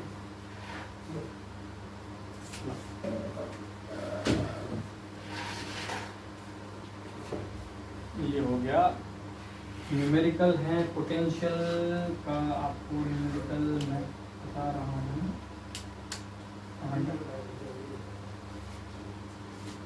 वेट का मिनट, इलेक्ट्रिक पोटेंशियल पढ़ रहे हैं हम लोग, तीसरी यूनिट है, इलेक्ट्रोस्टैटिक एनर्जी आ गई। असाइनमेंट हम कल सॉल्व कर देंगे, कल आपका असाइनमेंट चल जाएगा। अभी मैं एक क्वेश्चन कराता हूँ आपको, कंसेप्ट बिल्कुल क्लियर हो जाएगा इसमें।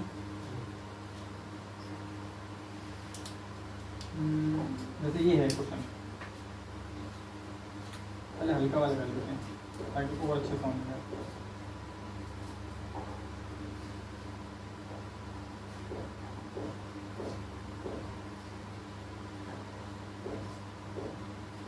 ये क्वेश्चन है, an infinite number of charge equal to the q, question है, मैं नोट कर रहा हूँ, आप यहीं से नोट कर लें। an infinite number of charge each equal to q, infinite number of charge each is equal to q, equal to q, are placed along the x-axis, are placed along x-axis at x is equal to 1, x is equal to 4, at x is equal to 1, x is equal to 4, dot, dot, dot, dot, dot, and so on, and so on. Find the potential at the point x is equal to 0. Find the potential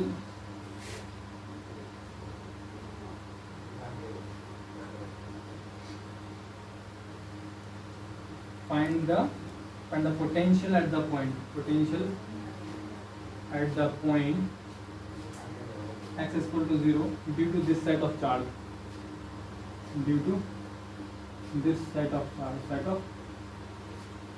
ठीक है। Question क्या है, an infinite number of charge, an infinite number of charge, they each equal to q, are placed along the x-axis at x is equal to 1, x is equal to 4, and so on. Find the potential at the point x is equal to 0 due to the set of this charge. तो आपको कोई charge फैला देना, हिंदी में अगर बताए देसी भाषा में, तो भैया एक बिंदु पर रखा है, एक डिस्टेंस पर 4 पर रखा हुआ है, फिर क्या डिस्टेंस है देखिए,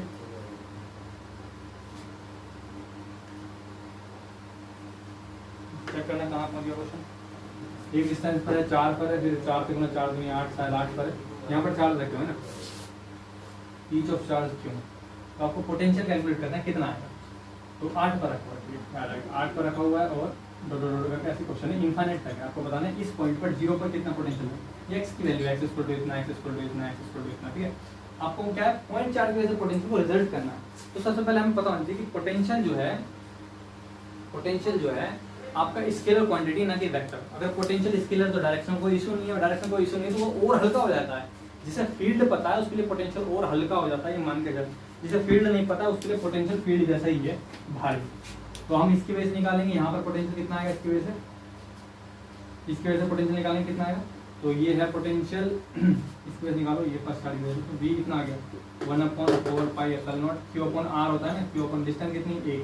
जो कोऑर्डिनेट होते हैं ना वही डिस्टेंस होते हैं एक्सेस निकालो। अगर 1 दे रखा है तो यहाँ तक डिस्टेंस 1 है, 2 दे रखा है 2 है, प्लस इसकी वजह से पोटेंशियल कितना होगा 1/4 pi epsilon naught q upon 4, ऐसे 1/4 pi epsilon naught q upon 8। ये आपका क्वेश्चन चल रहा है। इसका अगला क्वेश्चन करेंगे, इसकी स्क्रीन बंद हो जाएगी वरना टच करना पड़ेगा। इनफाइनाइट तक कॉमन कुछ आ रहा है, v equal to 1/4 pi epsilon naught q common आ गया तो बचा 1 प्लस 1/4 प्लस 1/8। तो आपको जब भी इनफाइनाइट वाला क्वेश्चन देगा तो वहाँ कोई ना कोई सीरीज बनेगी। आप देखें यहाँ पे किससे मल्टीप्लाई हो रही है, देखो कौन सी सीरीज बन रही है, ये कौन सी सीरीज है, HP या AP, HP GP, 1/2 से मल्टीप्लाई हो गया था 1/4 से। ये JP क्वेश्चन में किससे पहला कोऑर्डिनेट 1 4 8 क्या है ये तो HP भी नहीं बन रही, 4 प्लस 1/4 प्लस एक कोऑर्डिनेट छोड़ दिया हमने, 1 में क्वेश्चन ही पूरा नहीं हुआ। अच्छा क्वेश्चन में कम ही दे रखी 1 में एक कोऑर्डिनेट 2 पे भी क्वेश्चन में लिखा हुआ है, यहाँ पर 2 है। अब बता कौन सी सीरीज है, यहाँ पर 2 भी है। आपको जब असाइनमेंट मिलेगा तो आपको दिख जाएगा क्वेश्चन में यहाँ कम ही दे रखी। कितना बता एडजस्ट करो, कौन सी सीरीज बनी, जीपी पक्का। डीपी बन गई तो उदित जी आप मुझे बता दीजिए फॉर्मूला क्या होता है जीपी के सम का, बताइए। ए कल तक बताएगा क्या, rn - 1 अपॉन r - 1। ये तो कॉमन आ रहा है क्यों, और ये उदित जी बता रहे हैं फॉर्मूला बताओ। ए ब्रैकेट में r की पावर n - 1 अपॉन r -1। ये तब लगता है जब आपका जो कॉमन रेशियो हो वो 1 से ज्यादा हो, और आप देख रहे हैं कि 1/2 से मल्टीप्लाई हो रही है। बंदे ने जान मुझे गलत बोल कोई बात यहाँ नहीं, पे वो माइनस लेके हो जाएगा काम। बहरहाल हमें जो आदत है हम सही वाले लिखते हैं अच्छे बच्चों की तरह। कितना होगा, कॉमन रेशियो 1 से कम है, आधा है, तो हमें क्या करना है मल्टीप्लाई करनी है। यहाँ पे फॉर्मूला आएगा 1 - r to the power n upon 1। अब इनफाइनाइट सम है ना, इनफाइनाइट सम का फॉर्मूला रख, इनफाइनाइट सम का फॉर्मूला होता है a अपॉन 1 r - 1 ये अपॉन 1 - r 1 - r। इनफाइनाइट सम का फॉर्मूला रखो ना, जनरल जीपी का नहीं रखना, इनफाइनाइट सम का फॉर्मूला रखना। तो कॉमन रेशियो क्या है, कॉमन रेशियो